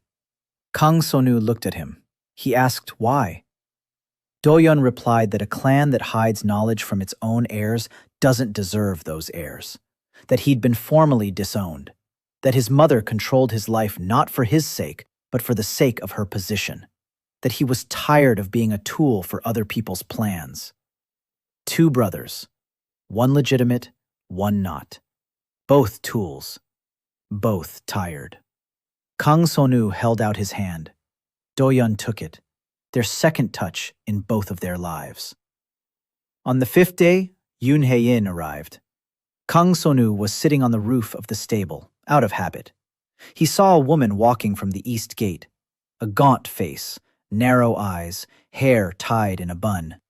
She approached the stable. She looked up. He came down. She said she had come on behalf of a man from the capital. Kang Sonu asked who this man was. Yoon Hae-in replied, "The Imperial Inspector, the Office of Oversight of Noble Clans." The man who had come to the Kang estate 6 months ago had been conducting an assessment of the Kang clan, its structure, its methods, its fairness. The inspector had been observing how the clan treated its members, and he drew conclusions. Yoon Hae-in was his agent, with Yeojin as his right-hand man. All this time, someone from the outside had been watching the Kang clan. Not Kang Sonu, but the system itself. Kang Sonu was an indicator, a litmus test. If the clan crushes an illegitimate child with potential, then the clan is sick. If the child survives and flourishes, then the system can be fixed. Yoon Hae-in said that the inspector would attend the clan meeting, not openly, in the crowd, as an observer. His report will determine the future of the Kang clan, whether the imperial court will preserve their lands and titles or transfer them to another plank. The stakes have risen. It's not just one boy's inheritance. It's the fate of the entire clan. Kang Sonu asked what the inspector wanted from him. Yoon Hae-in replied, "Nothing. He had already shown enough." At the tournament, the inspector had seen what he needed to see. A clan that hides knowledge from its own people and destroys those whom it itself deprived of the opportunity to grow. Kang Song-woo stood there and thought. He had been used from the very beginning. Not by Min Sora, not by Hwang Chi-soo, the people from the capital. They gave him Yoon Hae-in to fix the training. They gave him So Yeon-jin to conceal his progress. They didn't help him directly. They created the conditions, like a gardener who waters a sapling and watches to see if it will grow or wither. He could have been angry, but anger required energy that was needed for something else. He asked Yoon Hae-in if the inspector would intervene at the meeting. She said no, just to observe. The Duke makes the decision. The Duke and the clan. He nodded. Yoon Hae-in left, back to the east gate, back into the shadows. On the 8th day, he went to see the Duke, alone, without warning, without an invitation. An illegitimate child was not allowed to enter the head of the clan's chambers. Rule number 2, the strictest one. He openly broke it. He walked through the inner courtyard. The guards did not stop him. They had seen the tournament. They had seen the 7 blows. They had seen the indentation in the ground. No one wanted to stand in the way of a boy who could pass through their defenses. The Duke was sitting in his study, at a dark wood desk, scrolls, brushes, a seal. He looked up when Kang Song-woo entered. He was not surprised. He didn't get angry. He just looked. Kang Sonu stood before him, 13 years old, gray cloth, no family insignia, a bruise on his shoulder. He told his father 3 things. First, in his past life, Master Bae Gwon had killed him with a hermit's poison on the orders of Min Sora and Hwang Chi-soo, who were passing through. The Duke didn't move. Second, he had returned from the brink of death. He didn't explain how.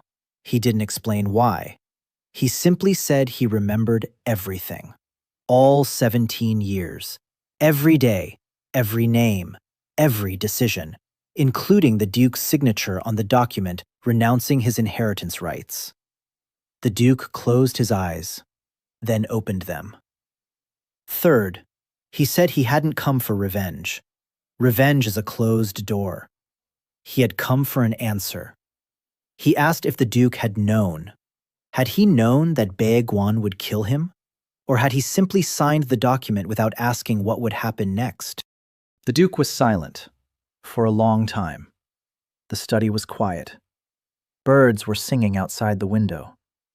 Then the Duke said he hadn't known, that he had signed the document stripping him of his rights, that he had considered that sufficient, that the stripping of his rights meant a demotion to the status of a servant, not death, that Min Sora and Huang Chisu had acted beyond his orders, that he had learned about the poison too late.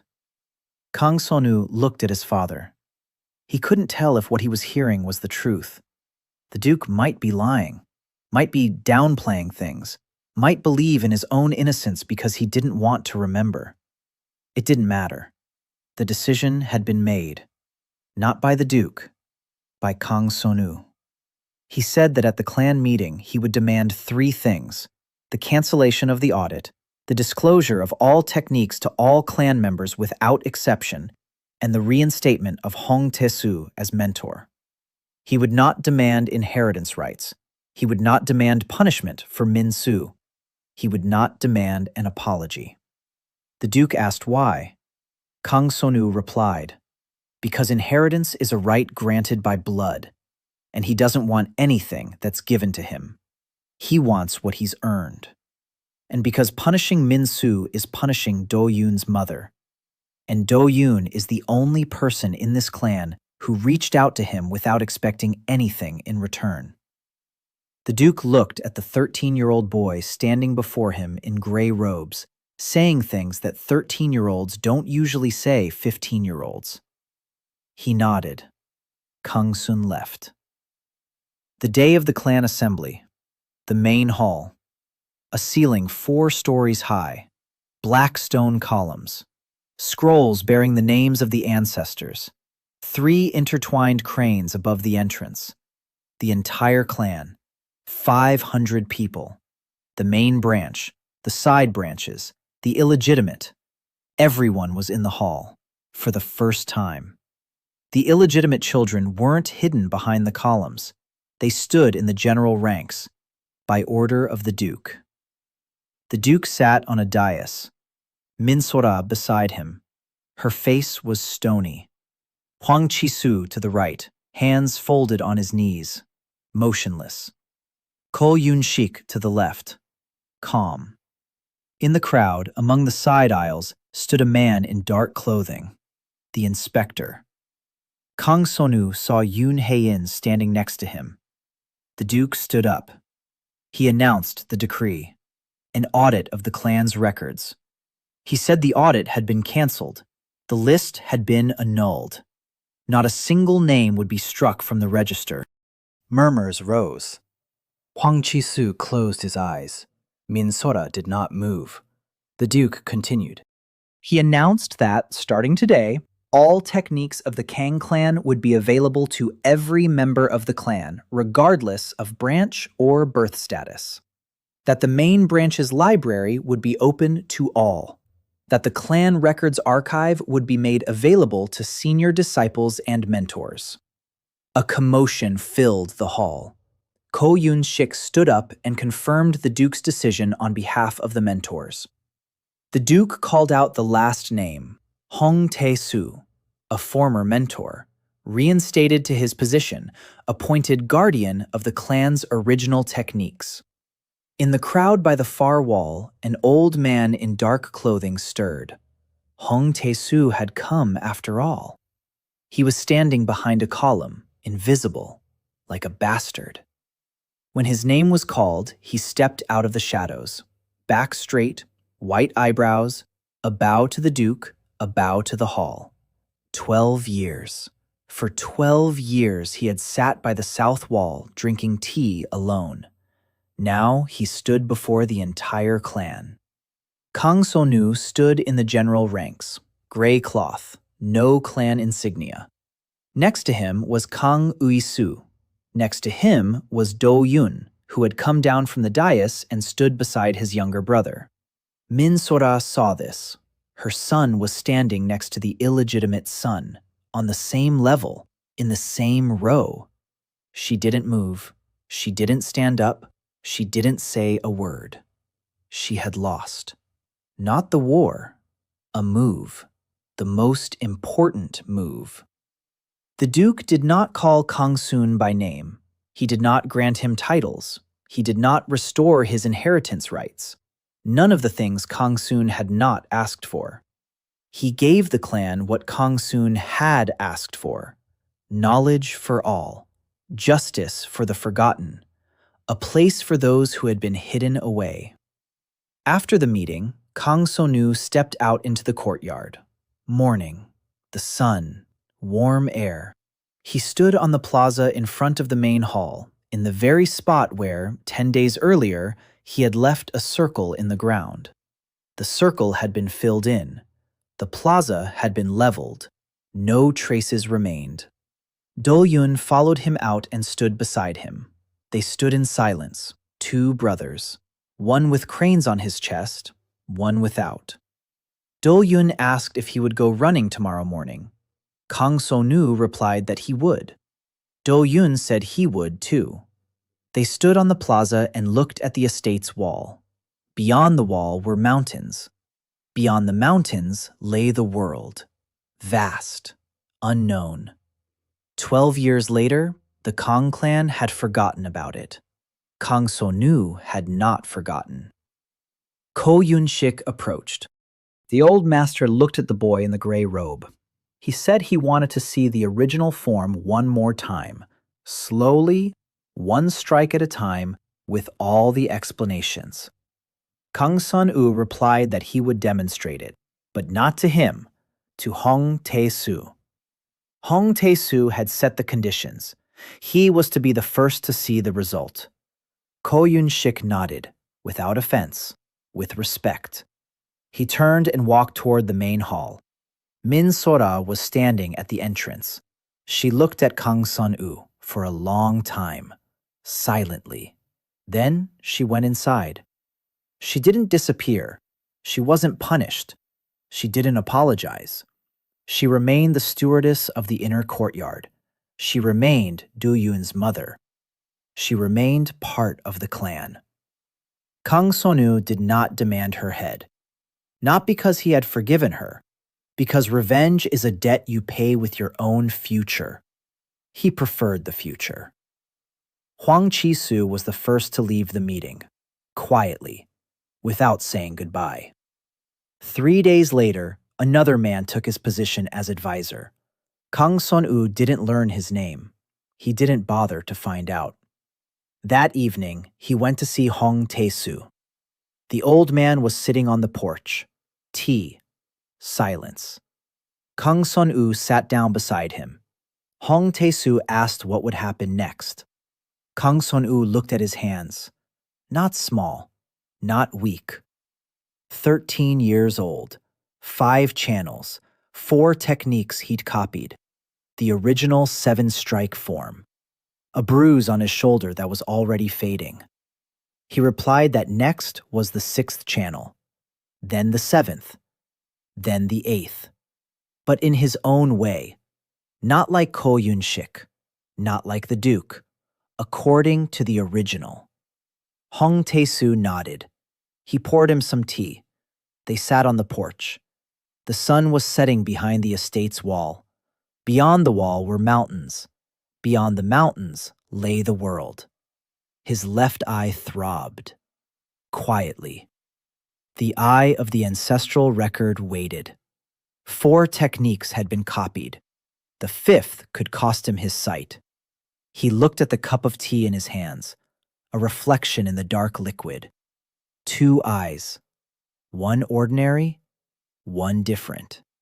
He took a sip of tea, set the cup down, and for the first time in both his lives, he felt that he was sitting in his rightful place.